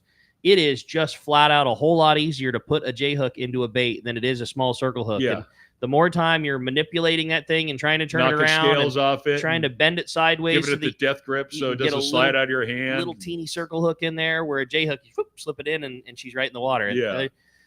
That might not make a difference when they're every bait in the corner, but when it's picky, when you got to really work at it, there's no doubt there's a difference there. I remember many years ago fishing on the Mission Bell with you at the Coronado Islands and watching you set. That's before circle hooks were even thought of. Watching you set the hook on a J hook. Are you still like that? I mean, it was very verbal. Oh yeah. Yeah, it's an audio response. Very verbal, very auditory. I've been on boats when it's really quiet. Where nobody goes hey or ho or nothing when somebody gets bit, and it just seems like there's nothing going on. There could be action, but it puts you to sleep. Yeah. It's supposed to be fun. A little bit right? of noise, but people are, you kind of let it out. It's supposed to be all the stress from at work, this and that, road rage, getting down to the boat, whatever. Let it out. Hook a fish. Let it out. Don't let it fester. That's the other thing too. Like, I can't wait for this. Especially. Joel had a great year. The boat's gained such a great reputation. It always has been. Scott's boat's always been great, but it's so much fun having Joel there. Like, I can't wait for all of the guys that fished with you last year to book those charters that are, the whatever it might be, the construction guys, it's one thing to be on the boat with a bunch of strangers. Joel makes the atmosphere fun, but when all those guys are buds, dude, it's next level. Like, look out. It's going to be a really good time. It's going to be a good time for sure. Let's jump back on the phones. You want to get through 213-432-1090. Hills and Ventura is up next on Let's Talk Hookup. Thanks for joining us, Hills. Hello. Hey, good morning, guys. Hey, for Captain Joel, I was actually on the Angler and I saw the crew were really good. Obviously, there was a big tangle. Oh my word! It was as bad a tangle as you can get, and a guy had a big bluefin on, and the crew actually cut his line. They wrapped it around the baseball bat that they were hitting bunking the bluefin with, and cut his line off and ran all the way up around the bow with this baseball bat and holding onto his fish. And then the other crew came and they retied him on, and he ended up landing that fish. That was Mike from Torrance. Is that common? I never saw that before. Sometimes you got to do what you got to do to get her done. That's awesome. We've had to hand line people's fish. We've guys tangled up under the boat, and you sacrifice your fingers. Almost no, they're still here, but almost not. Yeah, it was close. It was a good one. No, so I saw his fingers are like gnarly, right? He got in the Spectra tangle and something took off, right? Yeah. I tried to make a loop with a Spectra to put a guy's rod through it. And the jig that was on the other end of the Spectra was tangled up on another fish. It decided to take off right then, and it closed up on two of my fingers. And I said, I don't know how to got my fingers out of there, but I didn't cut him off. Why did you just cut the Spectra? I was like, no, you can't cut the Spectra. So you'd rather have your fingers cut off? Well, my fingers it was already to the bone. At that point, it didn't really matter much. So. That must have hurt. Joel's responsible. Well, people get pissed when their Spectra gets cut. It's expensive. I mean, a lot of times you got to drop 500 feet. Nobody wants. I don't want to cut 500 feet of somebody's Spectra off. That's cutting somebody's line for me is last thing. Yeah. Boy, that is one thing that shows you the sacrifices that he'll make for people. I try to get the crew to do that too. We don't want to. A lot of guys are too quick to cut nowadays. Yeah. I mean, it's just. Well, all I can say is if something was wrapped around my fingers and they're getting ready to cut, I'd be cutting. I was too busy throwing F-bombs out there to grab the pliers. Boy, there was one thing that nighttime jig fishing has created for us, and it is some unbelievable tangles, especially on a night when the boat's not drifting a whole lot or spinning around or wrong side of the boat and everybody's dropping down different depths. People don't realize that a little bit of angle in their line translates into at least a boat length or more. Yeah. If you're on the bow and you got like 5 degrees of angle, I'm kind of straight up and down. Kind of straight up and down isn't straight up and down. You want to stay right on top of your stuff. Totally. You're fishing 500 feet, 5 degrees of angle. And if there's 3 fish between you and the corner, you're going to get tangled up with those fish. Yeah.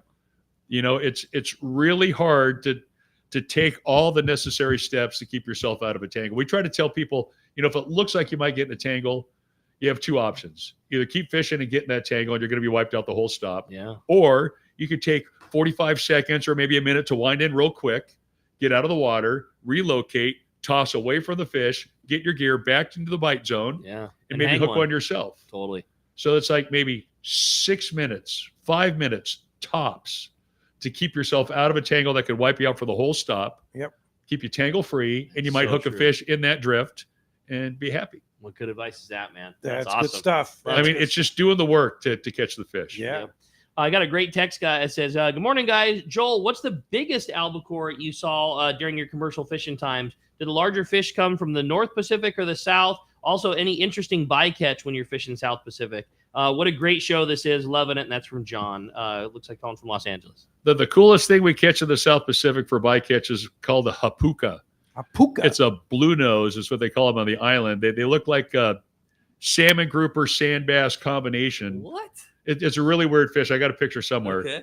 And we catch them on like they got weird kelp down there in the South, but like on a kelp. So those fish spawn on kelps, kind of like yellowtail and dum-dums do down here. And then when they get bigger, they settle into structure around the island. So you could go to New Zealand and charter a boat, and they'll fish those blue nose is what they call them. And they get to 40 or 50 pounds, but when we catch them, they're 2 or 3 pounds. Okay. And they are delicious. Really? They are the best eating white meat fish that I've ever had in my life. That's saying something. Ever. Wow. Nothing. I mean, maybe a monchon comes close. Yeah. But they are really good. And on the way down, we catch some stuff. But the biggest albacore I think we've got down there are some 50 pounders. Okay. And bigger fish in the South than in the North? No, it's about the same. The necessarily. stuff those like the JJ on the pike he catch and Kavanaugh he fishes commercial albacore now. Those guys when they fish close to the beach, they catch some 35 and 40 pound fish like that. So I don't think there's any. But your average fish is what? But the big fish are in the middle in the tropics. That long line fish that they catch out of Samoa. What they call tombo. They call them tombo, yeah. But that's that 50 to 70 pound fish. Deep water. But that stuff's not the good eating stuff. It's higher in mercury and low in oil content. So, like if you get a can of Starkist and you open it up, you notice it's a bunch of little pieces. That's that big long line fish they catch in the deep water in the tropics. Okay. And like I know the AFTA boats have some stuff that they sell down there at G Street at that market down there. Costco has a brand. And when you open it up, it looks like they use the can for a cookie cutter. That's that smaller jig fish. Okay. And it has low mercury and a higher oil count. So they have to do less to the fish to make it a sellable product. Got it. And is that like the fish that you caught? Is that where it would go? Yeah. My boss has their own thing. It's high seas tuna. You can't buy it in the store. You got to get it online. Oh, really? My old boss. Yeah. I don't do that anymore. And it was canned? It's canned, yeah. It's delicious. I've given it to some of my friends, and they say it's the best tuna fish they've ever had. So So if you're really picky about your tuna, high seas tuna, you got to get it online. Got to get it. Mike and Paulette, you owe me one. That's cool. Hey, John in Huntington Beach has a good question. Good morning, Captain Joel, Pete, and Rick.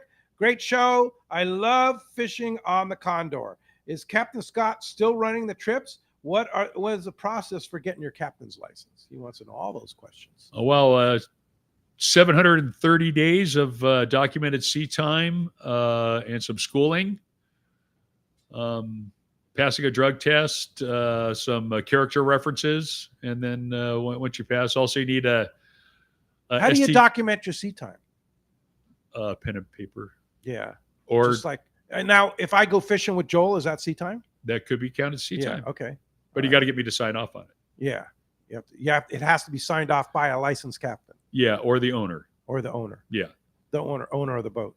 Yes. Oh, I see. So what if you're running your own boat? Does that count as sea time? Yeah, you can sign. How do you sign that off? You have a boat. Yeah. But So the I could sign tonnage my of your own boat, sea- you wouldn't be able to get a 100-ton license because you got a small boat. Right. If you had a bigger boat. Right. But I'm sure over the years you probably have accumulated enough sea time to Yeah. get at least 2 years. I would think. Worth of time from all the boats you've been fishing on. Yeah, but that's how. So you have to acclimate at the same time, and then you have to go and study for the test and take Correct. the test. Yeah. Yeah. Test pretty hard. Well, I got kicked out of school because yellowtail started biting the first day of the 10th grade. And I went fishing for a couple of weeks. So my study habits were pretty poor. So it took me a few times to pass my test. Yeah. Well, Michelle's studying right now in the car. She's studying right now. I think that's awesome. I think it's really Yeah. That way, when I get sleepy, she could drive for me. I love it. Well, I had a fun text come through. It says, fantastic show as always. I'm so interested and I'm very interested in fishing aboard the Condor. My question's for Joel. Being such a large boat, we all know the importance of bait capacity. Can you talk a little bit about what your bait holds? Also, on your shorter trips, like day and a half and 2 day trips, does the boat offer meal plans that are or are not provided in the fare? Lastly, do you have any plans on doing colonette trips for the wintertime? That's all from Dan and Phillips Ranch. So all the trips, if you buy a ticket, the meals are included. Meals and Mexican fishing really? Permits. I didn't know that. You can look on the website, the Fisherman's Landing website. You just, for boat, you click on Condor, and it'll give you the entire schedule for 2025. But that's subject to change if we get charters or whatnot. Right now, everything's all zeroed out. Colonette trips? I don't believe so. Yeah. But you could book for 2025 right now. Right now. Yeah, that's cool. So if you want to come fishing in June, you can jump on and book those spots. Fisherman's Landing website. Yeah, and get yourself on. I think that's awesome. Yeah, check that out. Yeah, totally. The bait capacity, it all depends on the size of the bait. At the end of the year, we were talking a little bit ago about how big the sardine was at the end of the year, and it was perfect for that yellowfin because we were catching that 60 to almost 80 pound yellowfin. Right. So it liked that big bait. Mm-hmm. But when the bait's big like that, it's hard for any boat to carry enough bait for a multi-day trip, especially if there's 33 people on the boat. Bait has always been a problem when the bait is huge. But when the sardines are regular size, 4-inch or something like that, 5-inch, or if we have anchovies again to where they're eating anchovies, if we ever catch albacore and we get anchovies again, the boat will hold enough bait for probably 3 weeks. Yeah.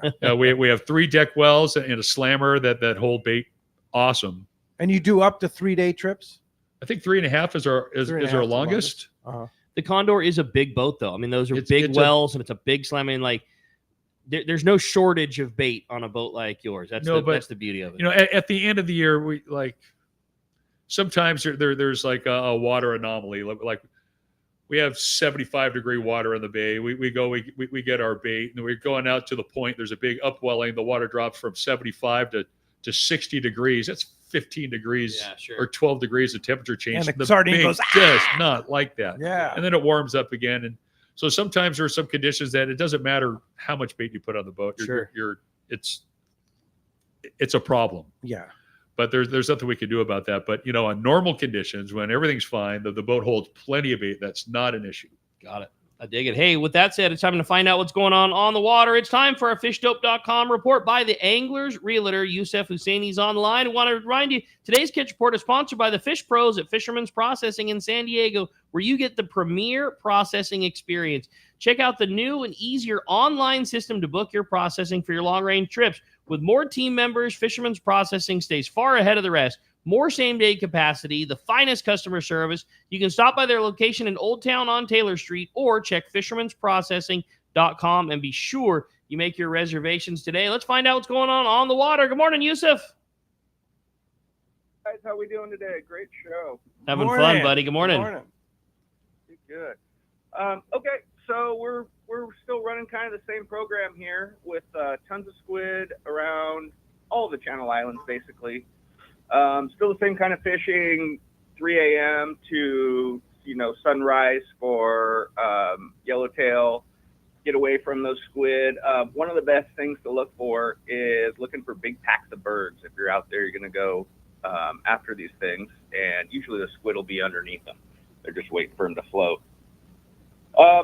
Santa Monica Bay, still very good bass fishing, both calico and sand bass, 40 to 80 feet of water.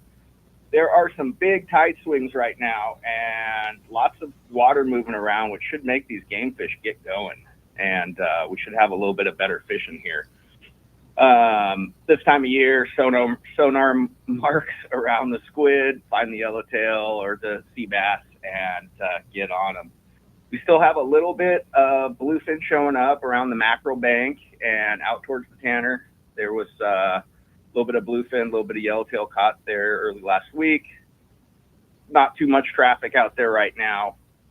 Obviously, there's not a lot of people out. There were a lot of private boat fishing this last week, fishing off the 9 for sorties.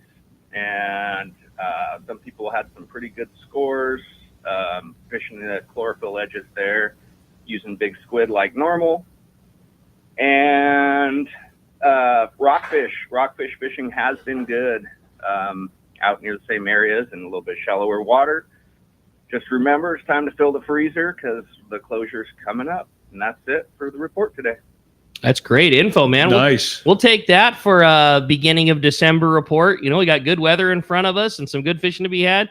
Yusuf, appreciate that very much. With the new year coming up, what's going on in the real estate world? Well, it's a little bit slow right now, kind of expected during the holidays. We're kind of back to a normal season that we used to have in the years past. It's not so crazy. Interest rates are floating down. You should see the market heating up again here in probably the next 2 months, I'd imagine. I like that. Sounds good to us. It's just taking a little bit longer, you know.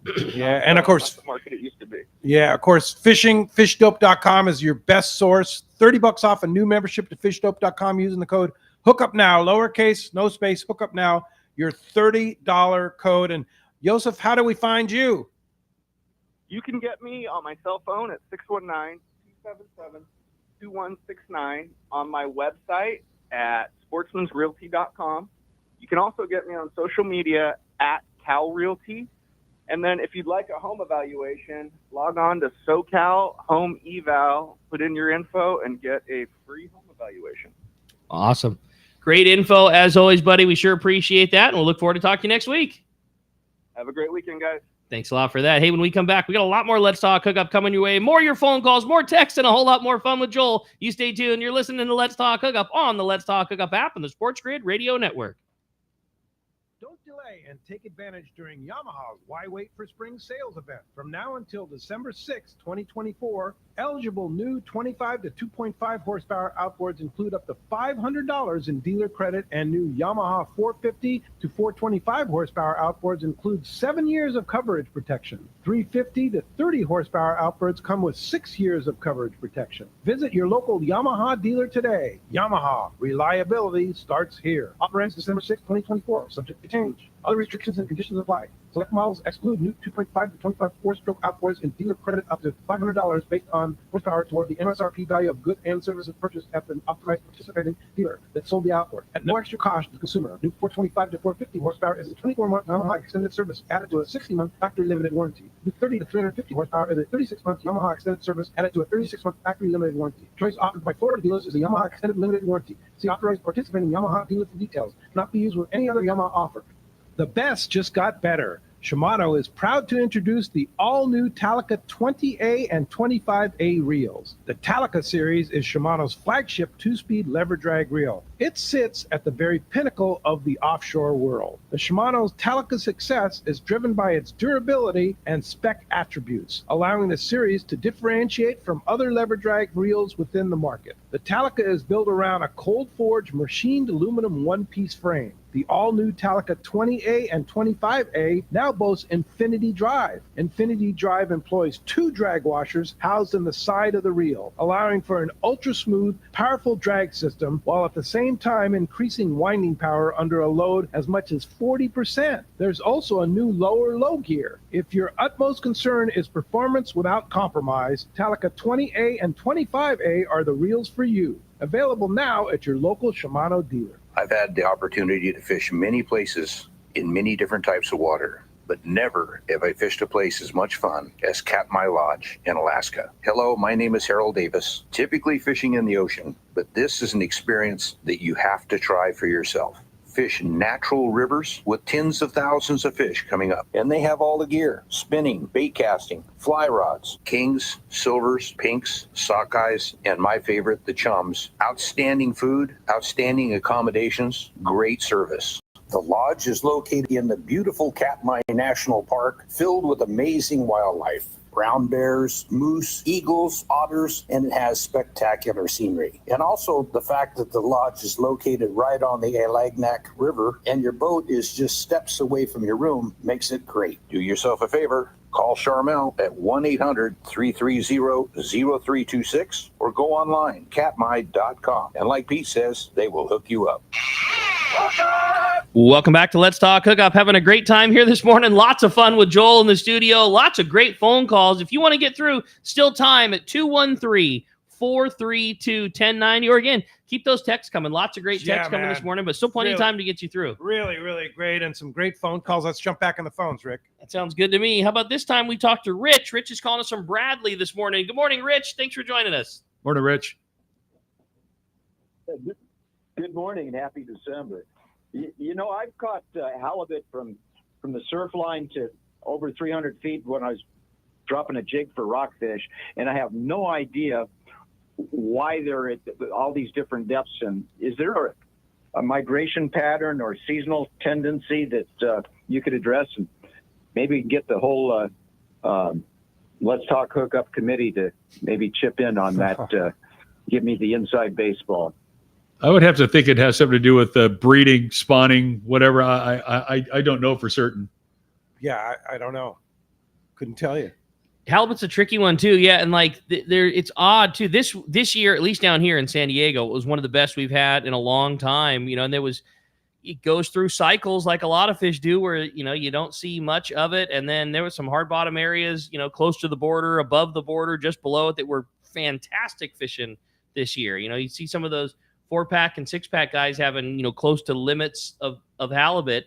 And then you go through a cycle where it's kind of slow. And I don't know if it's food, time, water.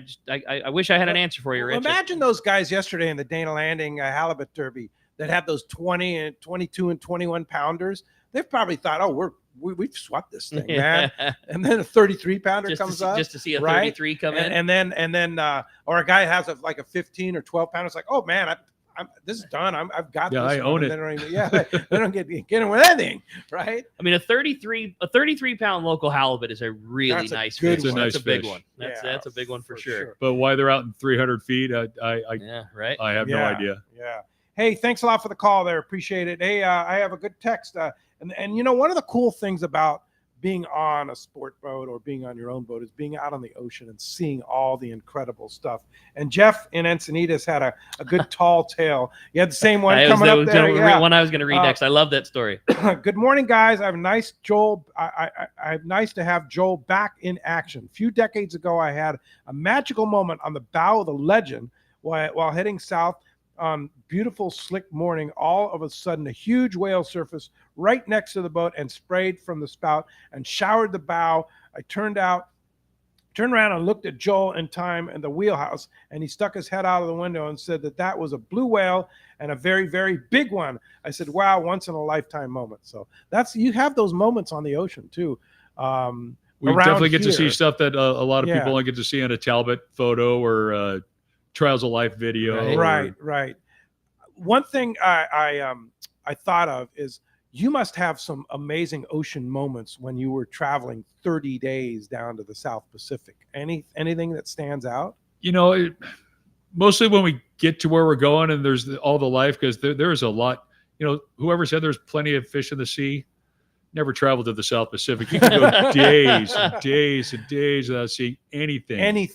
But the coolest thing is we're fishing up north, and we had finback whales going through some anchovies, and they're mouth all extended coming up. Albacore actually rolling off their head, and we're jigging around them. The gear's all loaded up, and the whale's just eating and feeding, and the albacore are feeding. We're catching fish, making money. It was just that was just cool. Awesome. Never hooked one of the whales though. No. Yeah. It's a sustainable fishery and very user friendly for the rest of the planet. Yeah, for sure.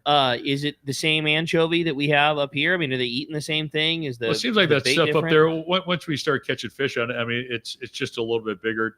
Just like everything else. Eyes on a wiggle? In the spring down here, how that yellowtail gets on that. They call it no-see-em because it's very young anchovy fry or whatever it is. And they call them no-see-ems because you can't see it. So or they call it bloodless because, I mean, you can see right through them. Right. And that's when you see a lot of fish, but you can't catch it because that stuff's so easy for the fish to eat. But once it gets a little bit bigger, then it starts being more user-friendly to the anglers or the commercial guys or whatever. And it was just, we had like 900 fish on that whale that one day. It was just awesome. Wow. That's a good day. That's not a bad day. Yeah. How about 900 fish being pulled? But you said you had a 4-man crew. Yeah. How about 900 guys pulling 900 900 fish being pulled by 4 guys? 4 guys. That's unreal, Yeah. dude. That's Unhooking unreal. them, bleeding them, everything. Yeah. Yeah. So do they bleed them right away as soon as they hit the deck? Yeah. They got to still be flopping. They bleed them on the landing table. Oh, They come over, they cut them, they unhook them, they slide them down. It goes to a chute to like a kill box where there's water rated on them. And they, as soon as they stop flopping, they pull them out and hose them off one more time. And once they dry off a little bit, the fish are never on deck more than 20 minutes. Wow. That's crazy. Wow. So that's why it's such a good product. Yeah. It's been a while since I've seen a live albacore with Captain Joel, but are they still like just the bloodiest of tunas? Like that is the one thing I No, remember bullet about tuna are way worse. Really? Okay. You got a fish that's this big that has 25 gallons of blood in it. I don't know how it fits. Okay. We used to always tell them, no, don't let it hit the deck. And just wipe out the whole boat. No. That's hilarious. Yeah. Okay. They have There the you go. darkest meat. I mean, like, Yeah. Like black. Yeah. it's gnarly. Yeah. Is there a market for it? Islanders like the darker the meat, the better it is for Islanders. Interesting. They prefer skipjack over yellowfin and bluefin, and it's just how it is. Wow. But I don't know if there's a market for it. Okay. Yeah. That's fun. I'd hate to clean the boat up if people were actively fishing those things. Right. That's great. Well, I had another fun text. Says, hey guys, what a great show. Is there any, and I thought that Joel would be a perfect person to answer this. Is there any advice for a passenger on how to tell another passenger, hey bro, you're definitely about to get tangled? Just like you said it. Okay. We tell them in the seminars, it's communication. Like if you got a fish on, you're coming up, and you know you got to go underneath somebody to get by them so you don't tangle them up. Just go, hey dude, coming under. Yeah. People forget to talk to each other. A lot of people get lockjaw. It's not hockey. Everyone tries to check each other against the boards or run through the next person. No, communication is makes things so much easier. Everything goes so smoothly at the rail if you just talk to each other. If you know how you got to go, just let the next person know that when you're coming by, hey, I'm coming under. Then all that person has to do is lift up the rod tip, step back, and boop, you just play right on through. I think it's one of the reasons you've always had so much success with the passengers is we joke about it in the fun. Oh, it's Joel and it's loud, it's fun, it's the right atmosphere. But what that also does is completely break the tension on a group of people. And then they are going to communicate and be easy to, like, if the whole time nobody's saying anything to anybody and they're just looking at their box and they're just looking at their bear and they hook a fish, they're not going to have fun. If you've already created that fun atmosphere on the boat and everybody's jovial and joking, having a good time, they are going to work together. Period. It's just easier. It's easier to talk to a guy that's laughing in your butt and you're all working together at it. Because we're all there for the same thing. Totally. We all want to catch fish. We want to have a good time. Right. Nobody wants to tangle, but the only way to, we had a trip on the Legend a long time ago because Frank had a policy, we'll run with one. And we had 4 people. It was like a January yellowfin trip. We're fishing 85 miles. And the Legend's 75 by 25. So that's 150, 175 feet of rail space. 4 people. Every time we stopped the boat, all 4 of those guys were tangled up with each other. At one point, one guy had a blue shark. Another guy had a Western gull that flew over the other 2 guys' lines. Sweet. And I was all, how do you guys do this? I mean, how is this possible on you 75 can't, foot of boat? I'm being punked here. Where's Alan Funt? It's like, that's great. But just working together and talking to each other just makes it a lot easier. No doubt. Yeah, no doubt about it. Hey, Calico Chris in Newport says, good morning. How much does a fish dehydrate when it weighs after a week of travel? Like, for example, when you put that fish down, that albacore down, and you put it down into the blast. I think they lose about 6%. 6%. Because we bleed them also. So the bled blast fish, there's somebody told me, I can't remember the number, but they do lose a little bit of weight. And when do you stop fishing? When the boat's full. That's it. Or the weather kicks us out. The weather kicked us out that one year when we had the 11 cyclones. It looked like we were going to have to drift for 10 days before we had a break in the weather. Ooh, wow. And then the wind turned out of the southwest, and we got to run northeast to Tahiti to get the hell out of there. Why do you drift? Just because why you burn can't the fuel? run in it? Because you can't. I mean, run in we can't. If we can't fish in it, we're going to drift. You're going to drift. And if we can't drift in it, we're going to jog through it. Yeah. Most of those storms move pretty quick. So it's like one day of misery, and then another day where you can put the gear in the water and maybe catch a little bit of fish. But But when they're stacked up like that, it's time to get out of Dodge. That's crazy. You got to be one badass dude to do that stuff. Though. I'm telling Somebody you. has to do it. Dude, All I do is am fish. Just imagining just being. I could be a sideways greeter for- at Walmart, or I could run a boat. That's about that. That's what's on. Or my, you run the Condor, right? That's yes, even better. That's way better. Yeah, yes. because we live in a kiddie pond here, and you don't have to deal with cyclones. No, but we still get some weather. Get some sometimes. weather, especially out at the bank. But it's not like South Pacific weather. No. That's real weather. It was bad. Cyclones worse with the swell that's produced, or worse with the wind, or does it just not matter because everything it's all sucks? the same. Like, it's just a beating. Okay, that's wild. Yeah, cool. Well, let's jump back in the You phones. got it. How about we talk to Jim? He's calling us from National City this morning. Good morning, Jim. Welcome to Big Let's Talk Jim. Hookup. Hey, good morning, guys. I was lucky enough to fish with Joel this year on the Condor. And, I'm 77. I started sport fishing when I was like 12 down at Seaforth. But That's where I started. This boat jumped right to the front of the line as far as one of my favorite boats now. I mean, everybody on that boat is fishing. Joel is Pete. That was the day I encountered you before I got on the boat that day, and you told me the greatness of Joel as a person and a fisherman. And Pete, you were right on. This guy is a class act who has been around the block, and I'll tell you, I really enjoyed my time on the boat. And like I said, everybody on that boat is real fishy. The cook is crazy, hard fisherman, Crazy good, though. Great cook. And I left my tackle box on the boat, and through the landing and the boat, those guys were conscientious enough to make sure I got my tackle box back, my Let's Talk Hookup tackle box. And it got to the landing, and Carl gave me a call, and I was lucky enough to get my tackle box back. But Joel, I'll tell you, it was a pleasure meeting you. I enjoyed my trip with you. I hope to be on many more. The Condor's a great boat. You got a great crew there. So Thank you very much. We enjoyed having you. That's awesome. Jim's always fun on the boat. Oh yeah. Yeah, I saw Jim waiting for the boat. He was waiting to jump on the Condor, and I thought, you just gotta have fun. I tried to tax him for a couple old surface irons on his box before we gave it Yeah. back to him, but No. there Wouldn't cut loose. was nothing. He introduced himself as one of Pete's friends. So I Oh, said, that's scary. Yeah. I said, Yeah. oh no. Uh-oh. You have a good time. Thanks for the Pressure call, was Jim. on. See, Nice to Jim. hear from you. I thought so. This is from John in San Diego. Hey guys, love to hear the show. Love to hear the show, and so much fun with Captain Joel. My question is, you being the big albacore guy, what's your prediction? What's it going to take for us to have albacore back in the Southern California bite again? Yeah, Joel. There's Yeah. been albacore out west of here ever since they went away. There's the urban seamount. It's too far for us to go, but every time we go to the South Pacific, we almost run right over that thing. We catch a couple on the jigs, and on the way home, in the spring, we drive over that thing and we catch some albacore on the gear. All it has to do is just come this way a little bit more. Yeah. How far is too far? Like how far is that seamount? The 130 line or something? 133, 135? I can't remember now. Yeah. It's inside the 140 line. It's out there a It's ways. a It's long ways. almost in Out the of our middle- range. Almost in the middle between here and Hawaii. Yeah. It's a long ways. Yeah, Yeah. that's well. If Over you're 1,000 traveling miles. 6,500 miles to the South Pacific, then it's it's only the not halfway that far. point. It's- Yeah. It only looks like. It's just- it depends on how you got your chart scaled out on the There you on go. the plotter. It's only a Just couple that- inches Just that sometimes. far off land. Yeah. That's Well, it. how come we can't get there? Great point. Here's another text here. It says, "Good morning, gentlemen. Joel, I used to pinhead on the Condor out of Santa Barbara when Fred owned it. It rode good because of that bulbous bow. It's got that big bulbous bow. It's pretty amazing.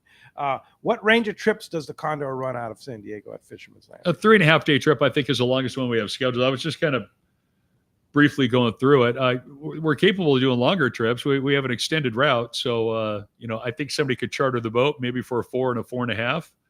But if you want to go for a longer trip, you want to carry fewer people just for the bait thing. We hold 230, 240 scoops. That's a lot of bait, man. That's a lot of bait. Yeah. I hold 3 on my boat. Maybe 4. Maybe 4 if the bait's good. Yeah. But let's Yeah, shout but you out. fish so good, you don't need a lot of bait. But I'm surprised you take that much. Let's shout out to the Everingham brothers. Thank God for them. And If it wasn't for them, we would have suffered. Those guys work so hard. They do so much, and often it's like bait. Well, passes a bait, you stop at the bait receiver, but those guys are working 7/24, especially during the season. Yeah, during the bait. season, there's a lot of boats. There's a ridiculous turnover on that bait, and it's hard to keep. Especially us whiny boat captains. We always want the best, the hottest, the greenest bait. Yeah. And, those guys do a remarkable job of keeping those boxes full and keeping live bait in the tanks. And it's hard to fathom that they just about don't miss ever. I mean, think of the demand between every sport boat, every skiff, every guy, every kayak, everything, every single day, all summer long. The line is from the bait receiver to the lawn tramp for skiffs, and every boat, every night, turning around, and yet there's always bait in the box. Yeah.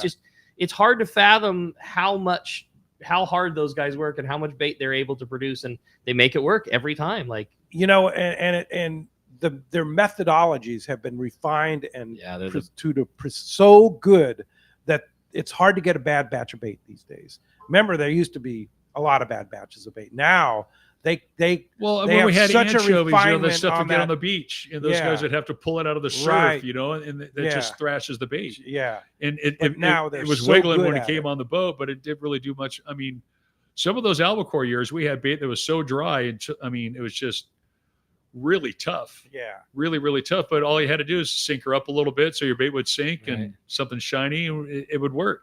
The bait on the hook is better than no bait on the hook. Absolutely, And especially when you're a bait fisherman. Yeah, absolutely. Yeah. Jig fisherman, you don't care about bait. No. Well, it's nice that the guy had something to throw on the bait tank to fire things up so you get a bite on the jig. So what is the hot jig for albacore when you were trolling down the South Pacific? Everyone's all colors, this and that. We couldn't put Zookers on our deal because we fish 400 pound. You can't get 400 pound through a Zooker. Yeah. So it's those tuna clones. Those things take a beating. Yeah. The Zookers, they swim better because they're lighter and they got that resin head. Yeah. But that resin head hits a landing table enough, then it busts. They start swimming really good after when they get cracked or chipped or whatever. But when they blow up, then you got to take the time to change the jig out. Explain a tuna clone, Ricky. A tuna clone. It's a lead head in the skirt that's designed for the lead head to fit in it. Okay. It's the vinyl version of a cedar plug. It's just a chunk of lead, but instead of having a piece of wood in the back, it's got vinyl skirt. But like you said, it's commercial, it's heavy duty, it trolls through the water nice and straight. They're cheap, they're indestructible. Yeah. It's great really, lure. really, really hard to ruin those things. I had a fun text. It's from John in Mira Mesa. Says, Joel, do commercial boats of different owners communicate or work with each other on the water, or is it too competitive to allow for that? Also, does anybody keep in touch with Captain Jack Webster? Commercial fishing is just like sport fishing. There are groups. Mm-hmm. There's cliques. Sometimes intermingling with somebody outside the group is taboo, but it's all the same everywhere. In the office, on a land job or something like that, they're friends that very cliquish around the water cooler. It's just a group thing. Advanced communications are blurring the lines on that so much these days. In the old days, Starlink, that's what I'm saying. Everybody could talk to everybody. You had to have the right radio to be even able to talk to this guy or that guy, and maybe somebody had it, but they didn't say anything, and they were just listening to the background. A text away, or you just pick up the phone call. Yeah, you can call him on your cell phone. Yeah, this guy might not be in the code group, but he's a buddy, and I owe him one, and it's just the lines have been blurred so much more than that in the old days. Yeah, no doubt. Joel, you've seen so many anglers over the years that you've been on the boats. What separates the good angler from the not so good angler in your eyes? I know you talked about there's attitude. These people, attitude. That's a great answer. There are some people that are so wound up from the get-go because they figure they spent X amount of dollars to go on this trip and they better fill their freezer, or this is just they forget, oh, look at the weather. The weather's awesome. They're, out having a good people that go out to have a good time. Their karma thing or whatever, it's just way better. They catch more fish, they get more bites, they have a better time. People that are wound up from the get-go can't catch their butt with two hands. Yeah, just have to relax and enjoy the day. Yeah, right? just breathe through your nose, have a good time, If it's there, you're going to get yours. You were talking about a couple that were on the boat that they catch 30 of the 60 Jack and bites. Nanette. Yeah. Okay. They What separates them? They are very mellow. You don't know when they get one. They hook a fish, they're real quiet. And they're just kind of, like, hey, Nanette, what are you doing? Yeah. They fish fluorocarbon. They fish their bait. They fish really good. Yeah. They fish a lot. They fish a lot. They fish a lot. Yeah. A lot. They fish a lot, and they just tackles all their right. demeanor is just mellow. just right in line with the people that are going to catch fish. Yeah. I mean, I've seen it a lot, and it's weird, some people don't believe in that, but like if I'm too wound up and a little too wrapped up in the game, I can't. Yeah, it's happened before. Well, when I was younger, it used to happen a lot more. Nowadays, my crews go, "You don't get mad at anything." I go, "I get a little wound up, but yeah." But I can't fish it if I get all twisted up. Enjoy the experience. Yeah, I do better if I just stay objective and just kind of look around and just do my thing and oh look, hey, here's some fish. Yeah. Oh yeah. But if I'm all wound up, I can't make the right move to save my backside. It's and it's like that with a lot of people that come out on the boat. The madder they get, the harder it is for them to get a bite. There you go. There it is. Hey, when we come back, we're going to find out who's going fishing with Captain Joel. We're giving away a day-and-a-half trip. More Let's Talk Hookup coming your way on the Let's Talk Hookup app, the Sports Grid Radio Network. Everyone has their go-to fishing spot. My spot is Kingfisher Charters in Sitka, Alaska. Rockcod Rick here to say if you're looking for the ultimate Alaska experience and the best value in Alaska, it's Kingfisher Charters. Owner Seth Bone and his crew consistently deliver deluxe accommodations, the finest food, world-class fish processing, and top-of-the-line fishing experience. We've literally sent hundreds of our listeners to Kingfisher, and they all can't wait to go back. Most Alaska resorts make big promises, and they don't deliver, or they'll nickel and dime you to drive up the cost, but not Kingfisher. Everything is included. Your license, fish processing, super deluxe accommodations, amazing food, airport transfers, your gear. Literally all you need to bring is your layer clothing, and Kingfisher covers the rest. They also have the finest boats and charter captains in Sitka, all for the ultimate value. Take it from me, book your trip to Kingfisher Charters and you'll thank me. Kingfisher Charters, 800-727-6136 or check kingfishercharters.com.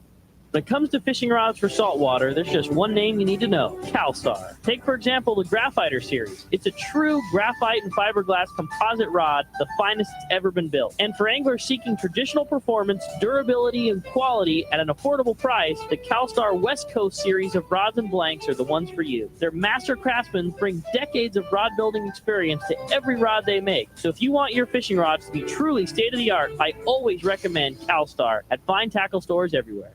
Hey, San Diego, it's the Ford Black Friday sales event. 4 days of the biggest savings on an incredible selection. From F-150, Explorer, Bronco Sport, or the all-electric Mustang Mach-E. Visit your San Diego County Ford dealers now through December 2nd and get great offers across the lineup of Ford trucks and SUVs. It's the Ford Black Friday sales event, and now is the best time to get behind the wheel of your brand new Ford and drive it home today. But hurry, these offers absolutely end December 2nd. Only at your San Diego County Ford dealers. They'll be glad to hook you up. Hey, this is Rosie with Cedros Sport Fishing. We have always been the leader with all-inclusive fishing trips to Cedros Island. We now have 2 lodges to choose from and both sit on the cliffs edge with relaxing ocean views and gorgeous morning sunrises. With direct flights departing to the CBX in San Diego, we are committed to providing first-class service to our guests and an unforgettable fishing experience. Come check out the yellowtail and calico bass capital in the world. Nobody does it better than Cedros Sport Fishing. Call me at 619-772-7570 or check us out at cedrosportfishing.com. Book soon. Trips are going fast.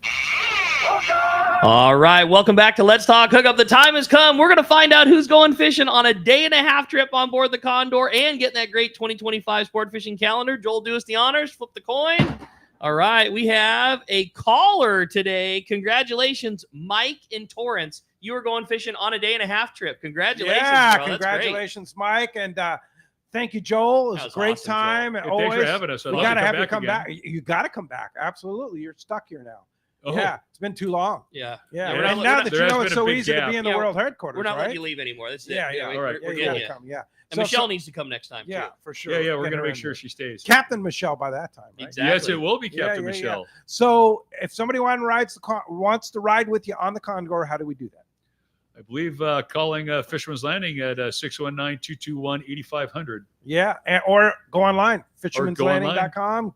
pick the I'm an Condor. old guy. Yeah. I prefer No, the I hear phone. you. I hear it. Yeah. Yeah. Well, the guys are nice. They Technology talk to isn't you. always your Yeah. friend. Well, Call us, thanks. man. Thanks for being here. We appreciate that. It's fun, And thank Joel. you. Thanks to JP for manning the phones and the board.